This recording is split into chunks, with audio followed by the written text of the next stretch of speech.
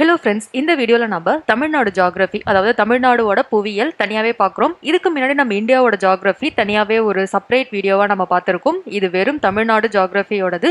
இது நம்மளோட சிலபஸில் ஜியாகிரஃபிலையும் இருக்கும், யூனிட் 9லையும் இருக்கும். ஸோ சிலபஸை நம்ம ஒரு தடவை ரெஃபர் பண்ணிப்போம். அது மட்டும் இல்லாமல் குரூப் 2 அண்ட் குரூப் 1 நீங்கள் மெயின்ஸ் எழுதுறதா இருந்தீங்க அப்படின்னா தமிழ்நாடு ஜியாகிரஃபி மெயின்ஸில் ரொம்ப ரொம்ப ரொம்ப முக்கியமான ஒரு பார்ட்டு. ஸோ நிறைய கேள்விகள் தமிழ்நாடு ஜியாகிரஃபிலேருந்து வர சான்சஸ் இருக்குது. ஸோ அதனால தான் இதை நான் இந்தியன் ஜியாகிரஃபியோட மிக்ஸ் பண்ணாமல் தமிழ்நாடு ஜியாகிரஃபியை தனியாக டீட்டெயில்டாகவே உங்களுக்கு தனி வீடியோவாக வந்து பப்ளிஷ் பண்ணுறேன். ஸோ நம்மளோட சிலபஸ் நீங்கள் குரூப் 1க்கு படித்தாலும் சரி, குரூப் 2நாலும் சரி, குரூப் 4நாலும் சரி, நீங்கள் எந்த டிஎன்பிஎஸ்சி குரூப் எக்ஸாம் இல்லை அப்படின்னா நம்மளுடைய தமிழ்நாடு டிபார்ட்மெண்டல் எக்ஸாம் எது எழுதினாலும் சிலபஸில் புவியியல் அப்படின்ற ஒரு டாபிக்னாலே அதை ரெண்டாக நீங்கள் படிக்கணும். ஒன்று இந்தியாவுடைய புவியியல், இன்னொன்று தமிழ்நாடோட புவியியல். ஸோ நம்மளோட சிலபஸில் இந்த ஸ்லைடில் கடைசியாக பாருங்கள், தமிழ்நாடு மற்றும் இந்தியாவில் மக்கள் தொகை அடர்த்தி மற்றும் பரவல்னு இருக்கும். வெறும் மக்கள் தொகை அடர்த்தி மற்றும் பரவல் கிடையாது. நீங்கள் சாதாரணமாக இந்தியாவில் என்னென்னலாம் புவியியலில் படிச்சிங்களோ அத்தனையும் தமிழ்நாடுக்கும் படிக்கணும். அதாவது இயற்கை அமைப்பு என்ன, வளங்கள் என்ன, மண் வகைகள் என்ன, காடு வகைகள் என்ன, என்னென்ன கனிம வளங்கள் இருக்குது. ஸோ இந்தியாவுக்கு நீங்கள் என்னெல்லாம் புவியியலில் படிச்சிங்களோ அத்தனையும் தமிழ்நாடுக்கும் முக்கியத்துவம் கொடுத்து படிக்கணும். இது நம்மளோட ஜியாகிரஃபி சிலபஸில் தமிழ்நாடோட இடம். அப்புறம் நம்மளோட யூனிட் 9 தமிழகத்தில் வளர்ச்சி நிர்வாகம். இதில் நம்மளோட அந்த 3வது பாயிண்ட் பாருங்கள், தமிழக புவியியல் கூறுகளும் பொருளாதார வளர்ச்சியில் அவற்றின் தாக்கமும். ஸோ தமிழகத்தோட புவியியல் உங்களுக்கு கண்டிப்பாக தெரிஞ்சாதான் யூனிட் 9லேருந்து வர கேள்விகளுக்கு உங்களால் ஆன்சர் பண்ணவும் முடியும். ஸோ இந்த தமிழ்நாடு ஜியாகிரஃபின்றது நம்ம ஜியாகிரஃபி சிலபஸ்லையும் இருக்குது, யூனிட் 9லையும் இருக்குது. இது ஒரு காமனான ஒரு டாபிக். இந்த வீடியோ ஃபுல்லாகவே நம்ம தமிழ்நாடு ஜியாகிரஃபி தான் வந்து பார்க்க போகிறோம். ஸோ இந்த வீடியோ ஃபுல்லாகவே இங்கிலீஷ் அண்ட் தமிழ் மீடியம் ரெண்டு பேருக்கும் சேர்த்து தான் இருக்கும். மேக்ஸிமம் டெக்ஸ்ட் வந்து இங்கிலீஷில் தான் இருக்கும். பட் குழப்பமான வார்த்தைகள், புரிஞ்சுக்க முடியாத சில வார்த்தைகள் நான் தமிழ்லையும் கொடுத்துருக்கேன். உங்களுக்கு ஏதாவது டவுட் இருந்துச்சு அப்படின்னா தாராளமாக நீங்கள் வந்து கமெண்ட்டில் கேட்கலாம். அது இங்கிலீஷ் மீடியமாக இருக்கட்டும், தமிழ் மீடியமாக இருக்கட்டும், யாருக்கு டவுட் இருந்தாலும் நீங்கள் அது வந்து தாராளமாக வந்து கமெண்ட்டில் கேட்கலாம். ஸோ நம்மளோட தமிழ்நாடு ஜியாகிரஃபிக்கு போவோம். ஸோ இந்தியாவில் இருக்கும் 28 மாநிலங்களில் ஒரு மாநிலம் தான் நம்மளுடைய தமிழ்நாடு. அதே மாதிரி இந்தியாவுடைய தென்கோடியில் இருக்கும் ஒரு மாநிலம் நம்மளோட தமிழ்நாடு. ஸோ தமிழ்நாடு சுற்றி பாண்டிச்சேரி, கேரளா, கர்நாடகா மற்றும் ஆந்திர பிரதேசம் இது எல்லாமே நமக்கு ஒரு பார்டர். ஸோ எல்லைகளாக இத்தனை மாநிலங்கள் இருக்குது. தமிழ்நாடை பொறுத்த வரைக்கும் நம்ம பேசுகிற மொழி தமிழ். ஸோ பேர்லேயே தமிழ்நாடு அப்படின்றதுனால நம்மளோட மொழி வந்து நமக்கு தமிழ்.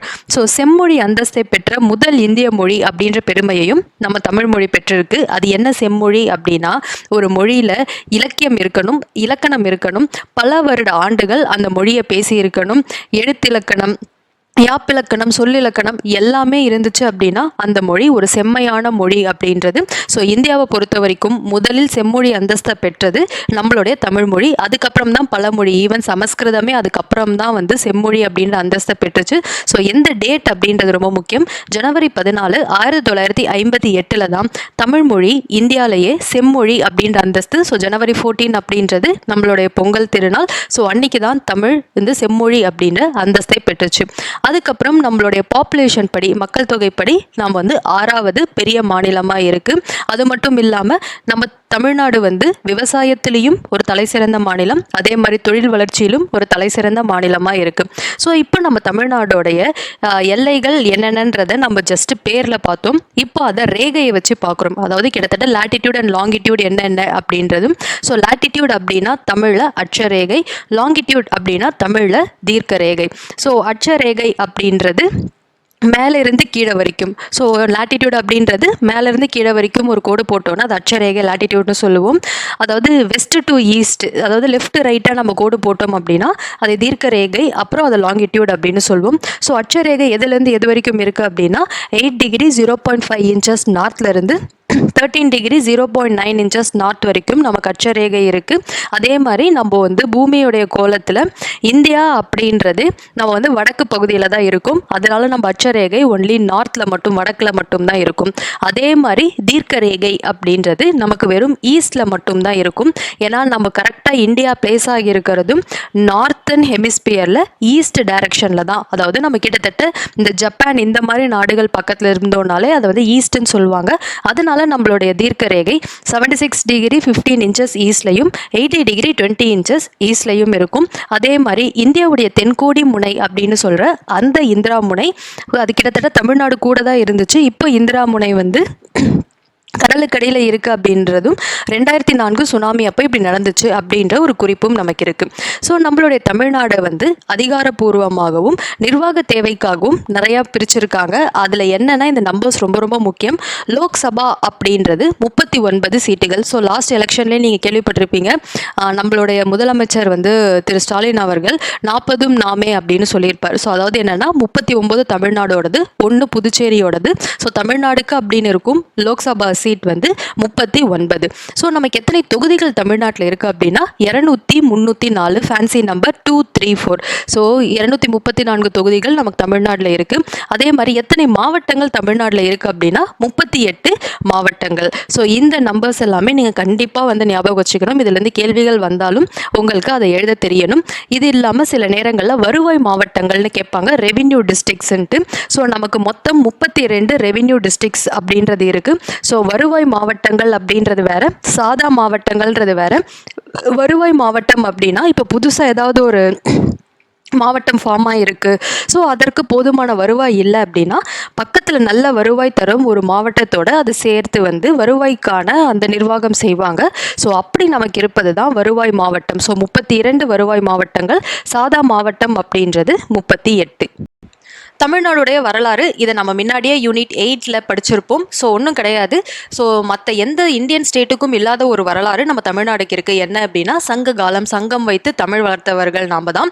ஸோ அதனால் ஒரு மொழிக்கு சங்கம் வைத்து வளர்த்தவர்களும் நாம் தான். ஸோ அப்போதுலேருந்தே புக்ஸில் எல்லாத்துலேயுமே நம்ம தமிழ்நாடு இருந்ததற்கான வரலாறு இருக்குது. கிட்டத்தட்ட 6000 ஆண்டுகளுக்கு முன்னாடியே நம்ம தமிழ்நாடு இருந்ததாகவும், சங்க காலத்தில் இருக்கும் இலக்கணங்களில் இலக்கியங்கள் அது சொல்லப்பட்டு இருக்கிறதாகவும் நமக்கு வந்து ஹிஸ்டாரிக்கல் ப்ரூஃபே இருக்குது. ஸோ இந்த சங்கம் அப்படின்றது 3 சங்க காலங்கள் இருந்திருக்கு. முதல் சங்க காலம், இடைசங்க காலம் அண்ட் கடைசங்க காலம் அப்படின்றது.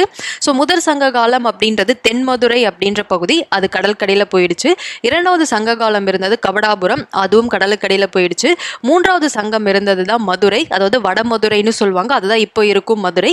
ஸோ இந்த மதுரையில் கிடைத்த புத்தகங்கள் வச்சு பார்க்கும்பொழுது நம்ம தமிழ்நாடு தமிழும் தொன்று தொட்டு இருந்திருக்கு அப்படின்றது தெரியுது.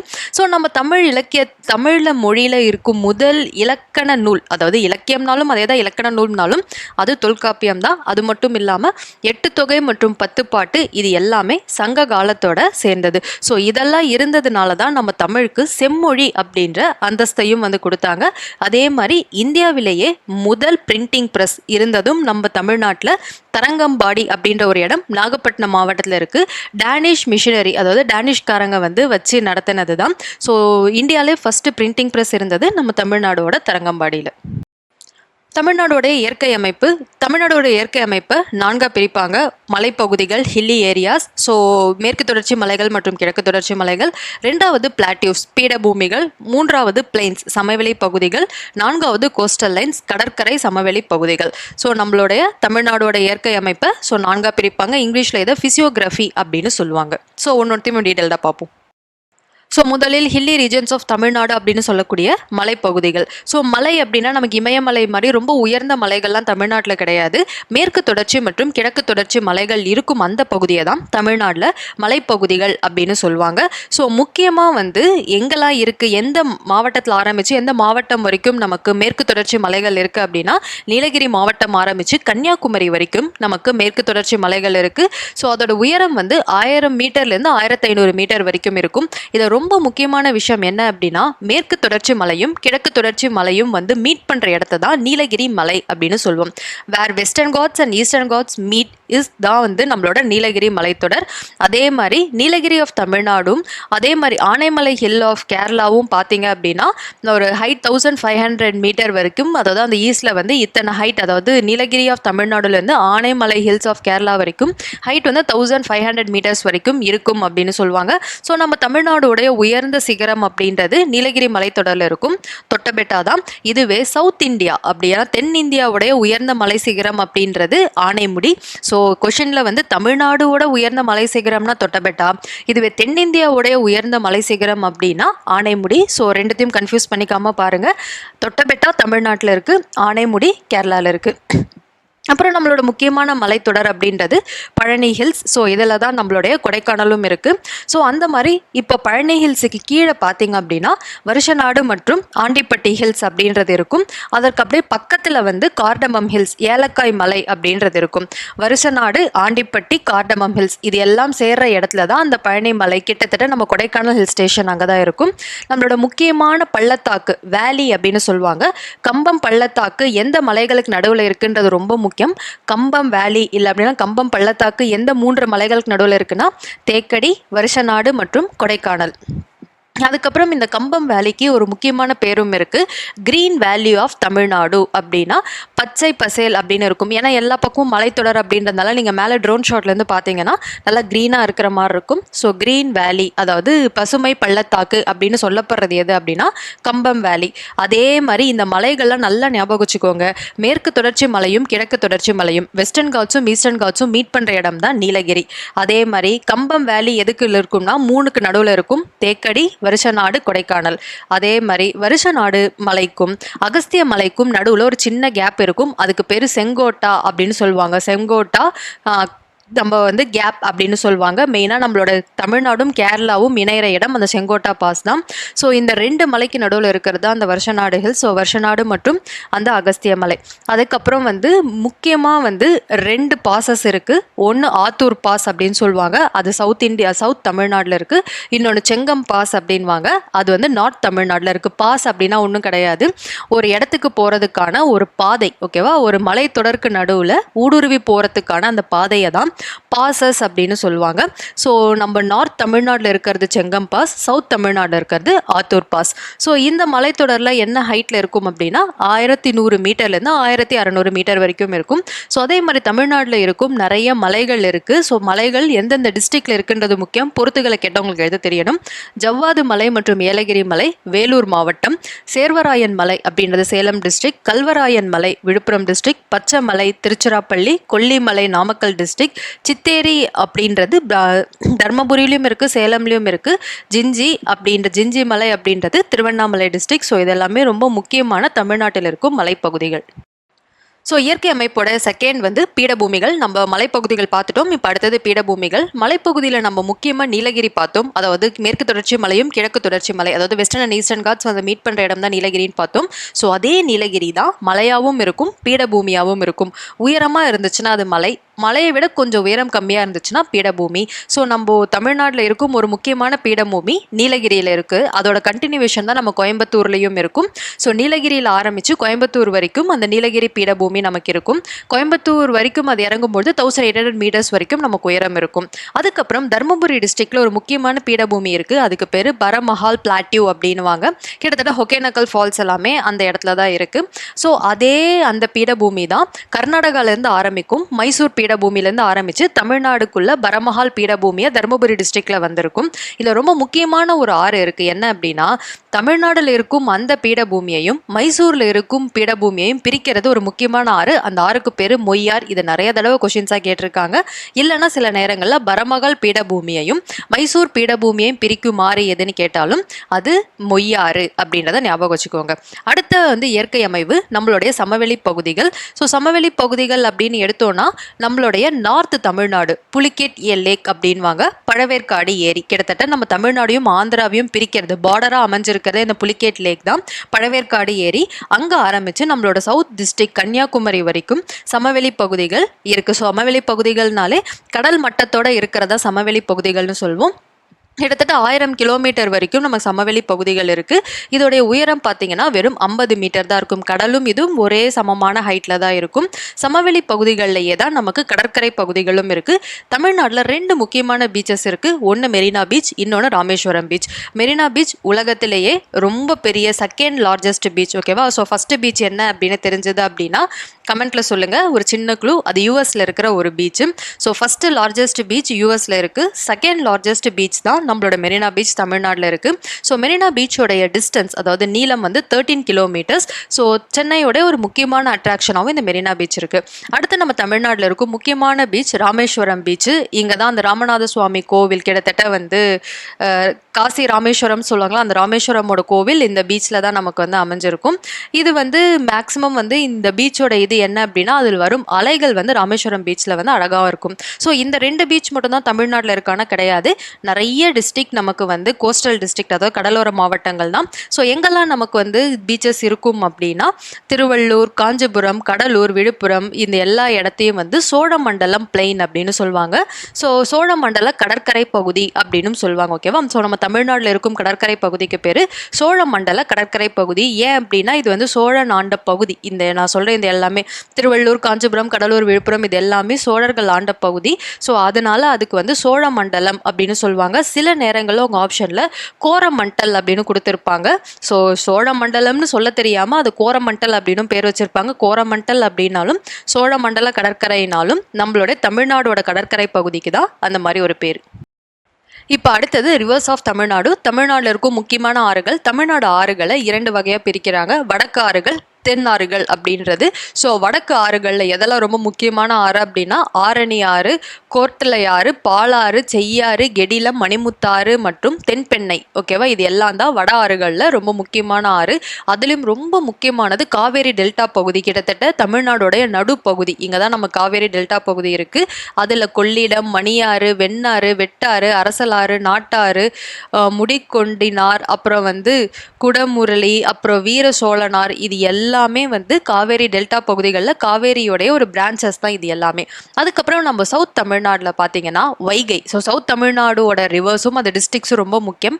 வைகை ஆறு மதுரை டிஸ்ட்ரிக்ட், வைப்பாறு விருதுநகர் டிஸ்ட்ரிக்ட், குண்டார் தூத்துக்குடி, சித்தார் திருநெல்வேலி, கோதையார் கன்னியாகுமரி டிஸ்ட்ரிக்ட். ஸோ இதெல்லாம் தான் தமிழ்நாட்டில் இருக்கும் முக்கியமான ரிவர்ஸ். அதுக்கப்புறம் தமிழ்நாடோடைய கிளைமேட், காலநிலை. ஸோ ஒரு காலநிலை அப்படின்னு எடுத்துக்கிட்டோம் அப்படின்னா ஒரு 30 வருஷத்துக்கு மேலே அங்கே என்ன வந்து வானிலை இருக்கோ அதை தான் நம்ம காலநிலைன்னு சொல்லுவோம். அப்படி நம்ம தமிழ்நாடை பார்க்கும்பொழுது நம்ம தமிழ்நாடு ஒரு வெப்பமான பகுதியில் தான் இருந்திருக்கு. நமக்கு வந்து வெப்பம் நிறைந்த பகுதியில் தான் நம்ம தமிழ்நாடும் இருக்குது. ஸோ நம்மளோட தமிழ்நாடுவோடைய ஹாட்டஸ்ட் சீசன், அதாவது சம்மர் சீசனில் உச்சக்கட்ட வெயில் இருக்கிறத நம்ம என்னென்னு சொல்லுவோம்? அக்னி நட்சத்திரம், இல்லை அப்படின்னா கத்திரி வெயில் காலம்னு சொல்லுவோம். ஸ்டார் ஆஃப் ஃபயர் அப்படின்னு இங்கிலீஷில் சொல்லுவாங்க. ஸோ சம்மர் சீசன் தமிழ்நாட்டில் ஹையஸ்ட்டாக ஹாட்டஸ்ட்டாக இருக்கும்பொழுது என்ன அப்படின்னா அக்னி நட்சத்திரம் அப்படின்றது. ஸோ நம்மளோட மாதங்களில் 12 மாசத்துல எது தமிழ்நாட்டிலேயே ரொம்ப சூடான மாசம் அப்படின்னா அது மே மாசம். ரொம்ப குளிரான மாசம் அப்படின்னா அது வந்து ஜனவரி மாசம். அதே மாதிரி நம்ம மே மாசம் இருக்கும்பொழுது நம்ம ஏர்ல வந்து ஹியூமிடிட்டி அப்படின்வாங்க, ஈரப்பதம் வந்து 68% தான் மே மாசத்துல இருக்கும். அதே ஜனவரி மாசத்துல பார்த்தீங்கன்னா ஈரப்பதம் 82% இருக்கும். அதனால தான் நமக்கு மே மாசம் ரொம்ப சூடாகவும் ஜனவரி மாசம் ரொம்ப கோல்டாகவும் இருக்கிறதுக்கு காரணம். அது ஏன்னா சம்மர்ல வந்து பார்த்தீங்கன்னா எவாப்ரேஷன் அப்படின்னு சொல்லுவாங்க, நீர் வந்து ஆவியாகிறது அதிகமாக இருக்கிறதுனால காற்றுல ஈரப்பதம் வந்து கம்மியாக இருக்கும். அதே மாதிரி தமிழ்நாட்டில் மழைப்பொழிவு இருக்கிறது முக்கியமாக 3 மாதங்களில் அக்டோபர், நவம்பர் மற்றும் டிசம்பர். ஸோ இந்த 3 மாதத்தில் தான் தமிழ்நாடுக்கு அதிகமான மழைப்பொழிவும் இருக்குது. ஸோ தமிழ்நாடை பொறுத்த வரைக்கும் ரெய்னி சீசன், மழைக்காலம் அப்படின்றது 3 முறைகளில் நமக்கு வந்து மழை வரத்துக்கு வாய்ப்பு இருக்குது. So first south west monsoon அப்படின்னு சொல்லுவோம். தென்மேற்கு பருவக்காற்றின் மூலயமா தமிழ்நாடுக்கு மழை பொழிவு இருக்கும். நார்த் ஈஸ்ட் மான்சூன், வடகிழக்கு பருவக்காற்றின் மூலயமா நமக்கு மழை இருக்கும். சைக்ளோனிக் ரெயின்ஃபால் அப்படின்னா புயல் மூலயமா, இது நம்ம புயல் மூலயமா மழை வரதை நம்ம நியூஸ் நிறைய தடவை கேட்டிருப்போம். காற்றழுத்த தாழ்வு மண்டலம் வந்து புயலாக உருமாறி மழை வரத்துக்கு காரணம் அப்படின்றதுல கேள்விப்பட்டிருக்கோம். ஸோ அதுதான் சைக்ளோனிக் ரெயின்ஃபால், புயல் மழை. ஸோ இந்த 3 வகைகளில் நம்மளோட தமிழ்நாட்டில் நம்ம வந்து மழைப்பொழிவை பெறுறோம். இதில் ரொம்ப முக்கியம், எந்த பருவக்காற்றின் மூலயமா தமிழ்நாட்டில் அதிக மழைப்பொழிவு இருக்கும் அப்படின்னா வடகிழக்கு பருவக்காற்றின் போது தான் நமக்கு அதிகமான மழைப்பொழிவு இருக்குது. பட் ஒரு தடவை டிஎன்பிஎஸ்சியில் வடகிழக்கு பருவக்காற்றின் மூலயமா தமிழ்நாடுக்கு எத்தனை சதவீதம் மழைப்பொழிவு வருது அப்படின்னு கேட்டிருக்காங்க. ஸோ அது எல்லாமே நம்ம ஒரு பருவக்காற்று எவ்வளோ சதவீதம் அப்படின்றத இப்போ நம்ம நெக்ஸ்ட் டிஸ்கஸ் பண்ணுவோம். இப்போ முதல்ல சவுத் வெஸ்ட் மான்சூன் அப்படின்னு சொல்லக்கூடிய தென்மேற்கு பருவக்காற்று. முதலில் தென்மேற்கு பருவக்காற்று எந்த மாசத்துல இருக்கும் அப்படின்னா ஜூன்லேருந்து செப்டம்பர். முக்கியமாக எந்த மாவட்டங்கள்லாம் தமிழ்நாட்டில் தென்மேற்கு பருவக்காற்றின் மூலயமா மழைப்பொழிவு பெறும் அப்படின்னா நீலகிரி, கன்னியாகுமரி, சில part of Coimbatore, Dharmapuri and Salem, இந்த டிஸ்ட்ரிக்ஸ் மட்டும் தான் தென்மேற்கு பருவக்காற்றில் மழைப்பொழிவு பெறும். அதுலேயும் ரொம்ப அதிகமாக மழைப்பொழிவை பெறும் மாவட்டம் எது அப்படின்னா நீலகிரி மாவட்டம். 70% ஆஃப் மழை தென்மேற்கு பருவக்காற்றின் போதே நீலகிரிக்கு வந்துடும். அடுத்தது வடகிழக்கு பருவக்காற்று. ஸோ வடகிழக்கு பருவக்காற்று எப்போ மழை அப்படின்னா அக்டோபர்லேருந்து நம்ம டிசம்பர் வரைக்கும். இதுதான் பெரும்பாலான தமிழகத்தில் மழை வரது இந்த வடகிழக்கு பருவக்காற்றின் மூலயமா தான். So maximum districts of Tamil Nadu வந்து நமக்கு வடகிழக்கு பருவக்காற்றின் மூலயமா நமக்கு வந்து மழை வந்துடும். மெயினாக கோஸ்டல் டிஸ்ட்ரிக்ட், அதாவது கடற்கரை ஒட்டி இருக்கும் எல்லா மாவட்டத்திற்கும், அப்புறம் இன்டீரியர் ஆஃப் தமிழ்நாடுன்னு சொல்லுவாங்க, அதாவது தமிழ்நாடோட உள்பகுதிக்கும் வடகிழக்கு பருவக்காற்றில் நல்ல மழை வரும். அதுக்கப்புறம் இந்த புயல் மழை அப்படின்னு சொல்லக்கூடிய இந்த சைக்ளோனிக் ரெயின்ஃபால், இது முக்கியமாக நவம்பர் மாதத்தில் தான் அதிகமாக இருக்கும். ஸோ இந்த மாதிரி மாதங்கள்லாம் நல்லா நோட் பண்ணிக்கோங்க. தென்மேற்கு பருவக்காற்று அப்படின்றது ஜூன்லேருந்து செப்டம்பர், அப்புறம் வடகிழக்கு பருவக்காற்றுன்றது அக்டோபர் டு டிசம்பர். இதுவே புயல் மழை அப்படின்னு சொல்லக்கூடிய சைக்ளோனிக் ரெயின்ஃபால் நவம்பர் மாதம் இருக்கும். ஸோ மெயினாக எங்கே நமக்கு சைக்ளோன், அதாவது புயல் ஃபார்ம் ஆச்சுன்னா மழை வரும் அப்படின்னா பே ஆஃப் பெங்காலில் நமக்கு சைக்ளோன் ஃபார்ம் ஆனால் தான் தமிழ்நாடுக்கு வந்து மழை வரும். முக்கியமாக இந்த புயல் மழையில் வந்து மழை பெறும் மாவட்டங்கள் எது அப்படின்னா கடலோரத்தில் இருக்கும் அனைத்து மாவட்டங்கள், தமிழ்நாடோட கடற்கரை பகுதியில் இருக்கும் அனைத்து மாவட்டங்களும் இந்த புயல் மழையில் வந்து மெயினாக வந்து மழைப்பொழிவை வந்து பெறுவாங்க. ஸோ இந்த கடலோர மாவட்டங்கள் எல்லாத்துக்கும் வடகிழக்கு பருவக்காற்றின் மூலயமாவும் மழை கிடைக்கும், அதே மாதிரி இந்த புயல் மழை காலத்திலையும் மழை கிடைக்கும். ஸோ அதனால தான் வந்து கடலூர், விழுப்புரம், அதுக்கப்புறம் சென்னை, இந்த மாதிரி டிஸ்ட்ரிக்ட்ஸ் எல்லாமே அதிக ரெயின்ஃபால் இருக்கிறதுக்கான ரீசன்.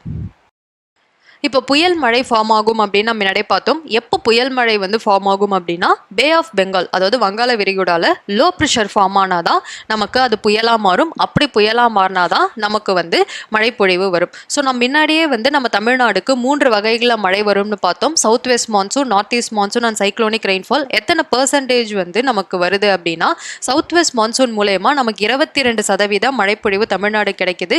நார்த் ஈஸ்ட் மான்சூன், அதாவது வடகிழக்கு பருவக்காற்று மூலயமா 57%.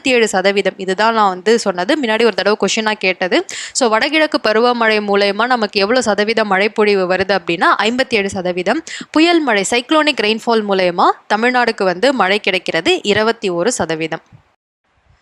மழைப்பொழிவை வச்சு நம்ம ஒரு மாவட்டத்தையும் எது வந்து அதிக மழைப்பொழிவு மாவட்டம், எது கம்மியான மழைப்பொழிவு மாவட்டம் அப்படின்றதெல்லாம் பார்ப்போம். ஸோ முதல்ல கம்மியிலேருந்து ஆரம்பித்து அப்படி அதிகத்துக்கு போவோம். ரொம்ப கம்மியான மழைப்பொழிவு இருக்கும் மாவட்டம் அப்படின்றது 800 மில்லிமீட்டருக்கு கீழே இருக்கிறது கோயம்புத்தூர் டிஸ்ட்ரிக்ட் அதில் வருது.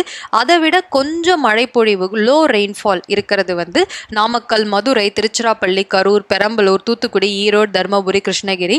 ஸோ 800 மில்லிமீட்டர்லேருந்து 1000 மில்லிமீட்டர் வரைக்கும் அங்கே மழை பெய்யும். மிதமான மழைப்பொழிவு மாடரேட் ரெயின்ஃபால் அப்படின்னா 1000 மில்லிமீட்டர்லேருந்து 1200 மில்லிமீட்டர் வரைக்கும் புதுக்கோட்டை, விருதுநகர், சிவகங்கை, தஞ்சாவூர், சேலம், ராமநாதபுரம், திண்டுக்கல், தேனி, வேலூர் இங்கே எல்லாமே மிதமான மழை வந்து பெய்யும். அடுத்தது அதிகமான மழைப்பொழிவு ஹை ரெயின்ஃபால் அப்படின்றது 1200 மில்லிமீட்டர்லேருந்து 1400 மில்லிமீட்டர் வரைக்கும் திருநெல்வேலி, திருவண்ணாமலை, கன்னியாகுமரி இங்கே எல்லாமே ஹை ரெயின்ஃபால் இருக்கிறது. வெரி ஹை ரெயின்ஃபால் அப்படின்றது ரொம்ப அதிகமான மழைப்பொழிவு அபவ் 1400 மில்லிமீட்டர் இருக்கிறது காஞ்சிபுரம், சென்னை, விழுப்புரம், திருவள்ளூர், திருவாரூர், கடலூர் அண்ட் நாகப்பட்டினம். இது எல்லாமே வெரி ஹை ரெயின்ஃபால், அதாவது மிக அதிகமான மழை இருக்கிறது. ஸோ இவ்வளோத்தையும் ஞாபகம் வச்சுக்க முடியலனாலும் எது அதிகம் எது கம்மின்னு மட்டும் பார்த்துக்கோங்க. ரொம்ப அதிகமான மழைப்பொழிவு இருக்கிறது காஞ்சிபுரம், சென்னை, விழுப்புரம், திருவள்ளூர், திருவாரூர், கடலூர், நாகப்பட்டினம். ரொம்ப கம்மியான மழை இருக்கிறது கோயம்புத்தூர்ல. ஸோ மேக்ஸிமம் வந்து இந்த மாதிரி டேட்டாஸ்லேருந்து தான் உங்களுக்கு கேள்விகள் வரும். ஸோ கொஞ்சம் ஒரு சில பாயிண்ட்ஸை மட்டும் கொஞ்சம் ஸ்பெசிஃபிக்காக நோட் பண்ணிக்கோங்க. அப்புறம் தமிழ்நாடுடைய நேச்சுரல் வெஜிடேஷன் அப்படின்னு சொல்லக்கூடிய இயற்கை தாவரங்கள். அது என்ன இயற்கை தாவரங்கள் அப்படின்னா மனுஷனுடைய உதவியே இல்லாமல் தானாக வளர்றதை தான் இயற்கை தாவரங்கள்னு சொல்லுவோம். முக்கியமாக காட்டுப்பகுதிகள், இதை தான் நம்ம இயற்கை தாவரங்கள் அப்படின்னு சொல்லுவோம். ஸோ நம்ம இந்தியாவுப்படி ஓகேவா, இந்தியன் கவர்மெண்ட் படி நேஷனல் ஃபாரஸ்ட் பாலிசி அப்படின்னு சொல்லுவாங்க. ஒரு மாநிலத்திற்கு எத்தனை சதவீதம் காடு இருக்கணும் அப்படின்னா 33% காடுகள் இருந்தால் தான் அது நல்ல மாநிலம், அதாவது காடுகளுக்கு முக்கியத்துவம் கொடுக்கும் மாநிலம் அப்படின்னு அர்த்தம். நம்ம தமிழ்நாட்டில் எத்தனை சதவீதம் காடுகள் இருக்குது அப்படின்னா வெறும் 17% தான் இருக்குது. ஸோ இந்தியன் கவர்மெண்ட் சொன்ன அந்த சதவீதம் கூட நம்ம கிட்ட கிடையாது. 33% இருந்த மினிமம் 33% ஒரு மாநிலத்தில் காடுகள் இருக்கணும். ஆனால் நமக்கு இருக்கிறது வெறும் 17% தான். ஸோ எந்த மாவட்டம் இருக்கிறதுலே அதிகமான காடுகளோட இருக்குது அப்படின்னா நீலகிரி தான். ஓகேவா, நீலகிரி மாவட்டம் தான் அதிக காடுகளோட இருக்குது. அதுக்கப்புறம் இருக்கிறது தேனி, தர்மபுரி மற்றும் கன்னியாகுமரி. ஸோ இது எல்லாமே வந்து அதுக்கு அடுத்தது வருது. ஸோ அதுக்கப்புறம் ஜவ்வாது மலைப்பகுதியில் முக்கியமாக வந்து ஃப்ரூட்ஸ் ப்ரொடியூஸ் பண்ணுற டீஸும் சாண்டல்வுட் சந்தன மரங்களும் அதிகமாக இருக்குது. ஸோ நம்மளுடைய தமிழ்நாடை பொறுத்த வரைக்கும் அதாவது இந்த ஃபாரஸ்ட் அப்படி காடுகள் வந்து பரவல். ஸோ காடுகள் பரவல் முக்கியமாக இந்த மலைப்பகுதிகளில் தான் இருக்கும். ஸோ நம்ம தமிழ்நாடை பொறுத்த வரைக்கும் மேற்கு தொடர்ச்சி மலைகள், வெஸ்டர்ன் காட்ஸும் இருக்குது, நமக்கு ஈஸ்டர்ன் காட்ஸும் இருக்குது. இந்த பகுதிகளில் தான் நமக்கு வந்து ஃபாரஸ்ட் வந்து அதிகமாக இருக்கிறது. முக்கியமாக நீலகிரி மாவட்டமில் தான் அதிகமான காடுகள் இருக்குது. எவ்வளவு இருக்குது அப்படின்னா நீலகிரி மாவட்டத்தோடைய பாதி சதவீதம் ஆஃப் ஏரியா, அதாவது அந்த மாவட்டத்தோடைய பாதி காடுகளாக தான் இருக்குது. ஸோ தமிழ்நாடு காடுகளில் ஒரு 1 5% காடுகள் நீலகிரி மாவட்டத்திலே இருக்கு. இதுவே நீங்க தஞ்சாவூர்ல பார்த்தீங்கன்னா காடுகள் சதவீதம் ரொம்ப கம்மி. ஸோ எந்த மாவட்டத்தில் காடுகள் சதவீதம் அதிகம்னா அது நீலகிரி மாவட்டம். எந்த மாவட்டத்தில் வந்து நம்ம காடுகளோட சதவீதம் ரொம்ப கம்மினா தஞ்சாவூர். ஏன் அப்படின்னா தஞ்சாவூர் ஃபுல்லாக வயல் பகுதி. ஸோ அங்கே காடுகள் இருந்துச்சு அப்படின்னா நம்ம பெருசாக விளைச்சல் பார்க்க முடியாது. ஸோ நெற்களஞ்சியம் அப்படின்னு சொல்லப்படுற தஞ்சாவூர் தான் நம்ம தமிழ்நாட்டிலே ஸோ காடுகள் கம்மியாக இருக்கும் பகுதி. ஸோ நீலகிரியில் வந்து நமக்கு முக்கியமாக என்ன மரங்கள்லாம் இருக்குன்னா கேம்ஃபர் அண்ட் யூக்கலிப்டஸ் அப்படின்னு சொல்லுவாங்க. யூக்கலிப்டஸ் அந்த தைலம் பண்ணுறது, கேம்ஃபர் அப்படின்றது கற்பூர மரங்கள். இதுதான் நமக்கு நீலகிரி பகுதிகளில் அதிகமாக இருக்குது. நீலகிரியை தொடர்ந்து வேறு எந்த பகுதிகளெல்லாம் நமக்கு நல்ல அதாவது ப்ரொடக்ஷன் உள்ள மரங்கள் அதாவது தேவையான மரங்கள் எங்கெல்லாம் இருக்குது அப்படின்னா திருநெல்வேலி மற்றும் விருதுநகர் மாவட்டத்தில் நம்மளோட மேட்ச் ஸ்டிக்ஸ் பண்றதுக்கான மரங்கள், வத்தி குச்சிக்கான மரங்கள்லாம் நமக்கு திருநெல்வேலி விருதுநகர் பகுதிகளில் நமக்கு வந்து கிடைக்குது. ஸோ இதெல்லாம் தான் இப்படி தான் நம்மளோட தமிழ்நாட்டில் இருக்கும் காடுகள் பரவலாக இந்த மாதிரி ஒரு டிஸ்ட்ரிக்ட்லையும் ஒரு விதமாக பரவி இருக்கு. என்னென்ன காடு வகைகள்லாம் தமிழ்நாட்டில் இருக்குது அப்படின்னா 5 வகையான காடுகள் இருக்குது. இங்கிலீஷில் ட்ராபிக்கல் எவர்கிரீன் ஃபாரஸ்ட்னு வாங்க, தமிழில் வெப்பமண்டல பசுமை மாறா காடுகள். அடுத்தது ட்ராபிக்கல் டெசூடியஸ் ஃபாரஸ்ட், வெப்பமண்டல இலையுதிர் காடு. தானி ஷ்ரப் ஃபாரஸ்ட், முட்கள் நிறைந்த புதர்காடு. மேன்க்ரூவ் ஃபாரஸ்ட், சதுப்புநில காடு. Hill forest, மலைக்காடு. ஸோ பேர்லேயே இருக்கும் ட்ராபிக்கல் எவர்கிரீன் அப்படின்னா எப்போவுமே அந்த கிரீன் மாறாமல் இருக்கணும்னா அது நல்ல மழைப்பொழிவு இருக்கிற இடத்துல இருந்தால் தான் மரம் பச்சை பசேல் இருக்கும். அதுதான் இந்த ட்ராபிக்கல் எவர்கிரீன் ஃபாரஸ்ட், வெப்பமண்டல பசுமை மாறா காடு. செகண்ட் ட்ராபிக்கல் டெசூடியஸ் ஃபாரஸ்ட் அப்படின்னா சம்மரில் வந்து அது வாடி இருக்கும், வின்டர் மற்றும் அந்த மழை காலத்தில் நல்லா இதுவாக இருக்கும். ஸோ அதனால தான் அதுக்கு இலையுதிர் காடுன்றது. தானி அண்ட் ஷ்ரப் ஃபாரஸ்ட் அப்படின்றது முட்கள் நிறைந்த புதற்காடு, தண்ணியும் மழையும் கம்மியாக இருக்கிற இடத்துல தான் இது இருக்கும். மேன்க்ரூவ் ஃபாரஸ்ட், சதுப்பு நில காடுகள் கிட்டத்தட்ட அந்த கடற்கரை பகுதிகளில் தான் சதுப்பு நிலங்கள். எப்போ வந்து அந்த ஆற்று தண்ணியும் வந்து கடல் தண்ணியும் அந்த சாதா தண்ணியும் அந்த உப்பு தண்ணியும் மிக்ஸ் ஆகி ஒரு இடத்துல அந்த மண்ணு ஃபுல்லாக உப்பு தேங்கி இருக்கும் பொழுது அது சதுப்பு நிலம்னுவாங்க. அந்த சதுப்பு நிலத்தில் இருக்கும் மேன்க்ரூவ் செடிகள் இருந்துச்சுன்னா அதை வந்து மேன்க்ரூவ்ல சதுப்பு நில காடுகள், இல்லை அப்படின்னா ஓதக்காடுகள் அப்படின்னு சொல்லுவாங்க. மலைப்பகுதியில் இருக்கும் காடுகள் அதை தான் மலைக்காடுகள், ஹில் ஃபாரஸ்ட் அப்படின்னு சொல்லுவாங்க. ஸோ ஒவ்வொரு ஃபாரஸ்ட்டும் டீட்டெயில்டாக பார்ப்போம். வெப்பமண்டல பசுமை மாறா காடு இது முக்கியமாக வந்து அதிக மழைப்பொழிவு இருக்கும் ஏரியாவில் தான் இருக்குது. அப்போனா எந்த டிஸ்ட்ரிக்டில் இருக்குது அப்படின்னா நீலகிரி அந்த டிஸ்ட்ரிக்டில் தான் இந்த காடுகள் அதிகமாக இருக்குது. அங்கே இருக்கும் முக்கியமான மரங்கள் எபோனி, தேக்கு மரம், ரோஸ்வுட்டு, அதுக்கப்புறம் அயன்வுட், இந்த மாதிரி மரங்கள் அதிகமாக இருக்கும். அடுத்தது வெப்பமண்டல இலையுதிர் காடுகள். இதோடைய மழைப்பொழிவு 100லேருந்து 200 சென்டிமீட்டர் இருக்கும் இடத்துல இருக்குது. இதுக்கு இன்னொரு பேரும் இருக்குது, மான்சூன் ஃபாரஸ்ட் அப்படின்னு சொல்லுவாங்க. ஸோ மான்சூன் ஃபாரஸ்ட் அப்படின்னா அந்த மழை காலத்தில் பருவமழை காடுகள் அப்படின்னு மான்சூன் ஃபாரஸ்ட் அப்படின்னு சொல்லுவாங்க. இதில் வந்து டிஃப்ரெண்ட்டாக வந்து என்ன இருக்கும் அப்படின்னா சாண்டல்வுட், சந்தன மரம், தேக்கு, மூங்கில் மரம், பேம்பு, பேடாக், இந்த மாதிரியான மரங்கள்லாம் வெப்பமண்டல இலையுதிர் காடுகளில் அதிகமாக காணப்படுது. அடுத்தது மேன்க்ரோவ் ஃபாரஸ்ட், சதுப்பு நில காடுகள். தமிழ்நாட்டில் எங்கெல்லாம் நமக்கு சதுப்பு நில காடுகள் இருக்குது அப்படின்னா பிச்சாவரம், ஸோ சிதம்பரம், கடலூர் டிஸ்ட்ரிக்ட், இங்கே நமக்கு வந்து ஒரு சதுப்பு நில காடு இருக்குது. அதுக்கப்புறம் கோடியக்கரை மற்றும் வேதாரண்யம், இங்கெல்லாம் நமக்கு சதுப்பு நில காடுகள் இருக்குது. இதில் ரொம்ப பெருசு எது அப்படின்னா பிச்சாவரம், கிட்டத்தட்ட 25 ஸ்கொயர் கிலோமீட்டர் பிச்சாவரத்துடைய காடு. கோடியக்கரையில் 17 ஸ்கொயர் கிலோமீட்டர்ஸ் வரைக்கும் இருக்குது. ஸோ இந்த மூன்றும் பிச்சாவரம், கோடியக்கரை, வேதாரண்யம், இந்த 3 இடத்துலையும் சதுப்பு நில காடுகள் இருக்குது. அடுத்தது மலைக்காடுகள் அப்படின்னாலே மலைப்பகுதி. ஸோ நீலகிரி மற்றும் அந்த கோயம்புத்தூர் சைட் தான் வந்து நமக்கு மலைகள் அதிகம். ஸோ அங்கே காணப்படும் காடுகள் மலைக்காடுகள் அப்படின்னு சொல்லுவாங்க. ஸோ காடுகள்ல இருந்து நமக்கு முக்கியமான ஒரு சில பொருள்கள் கிடைக்குது. அதில் ரொம்ப முக்கியமானது டிம்பர் அப்படின்னு சொல்லக்கூடிய அந்த மரக்கட்டை. ஸோ அதெல்லாம் வந்து நம்ம காடு பகுதியிலேருந்து அதிகமாக கிடைக்குது. ஸோ அதை வச்சு வந்து நிறையா எண்ணெய் தயாரிக்கிறாங்க. அதை வச்சு நிறைய கேன்ஸ், மெடிசினல் பிளான்ட் அப்படின்னா மருத்துவம் சம்மந்தப்பட்ட பொருள்கள், அதுக்கப்புறம் தேன், அதாவது தேனியோடைய அந்த மெழுகு, அப்புறம் நிறைய கலர், இதெல்லாமே நமக்கு ஃபாரஸ்ட்ல இருந்து அந்த மரத்துல இருந்து கிடைக்கும் ஒரு விஷயம்தான். அப்புறம் தமிழ்நாட்டுடைய இயற்கை வளங்கள், ரிசோர்சஸ் ஆஃப் தமிழ்நாடு. ஸோ முக்கியமாக வந்து நம்மளோட இயற்கை வளங்கள் வந்து 2ஆக பிரிக்கிறாங்க. வளங்களுடைய வகைகள், டைப் ஆஃப் ரிசோர்சஸ், அப்புறம் வளங்களின் சிறப்பியல்புகள், கேரக்டரிஸ்டிக்ஸ் ஆஃப் ரிசோர்சஸ். இதை வச்சு நம்மளோட தமிழ்நாட்டில் இருக்கும் வளங்களை பலவிதமாக நமக்கு பிரிக்கிறாங்க.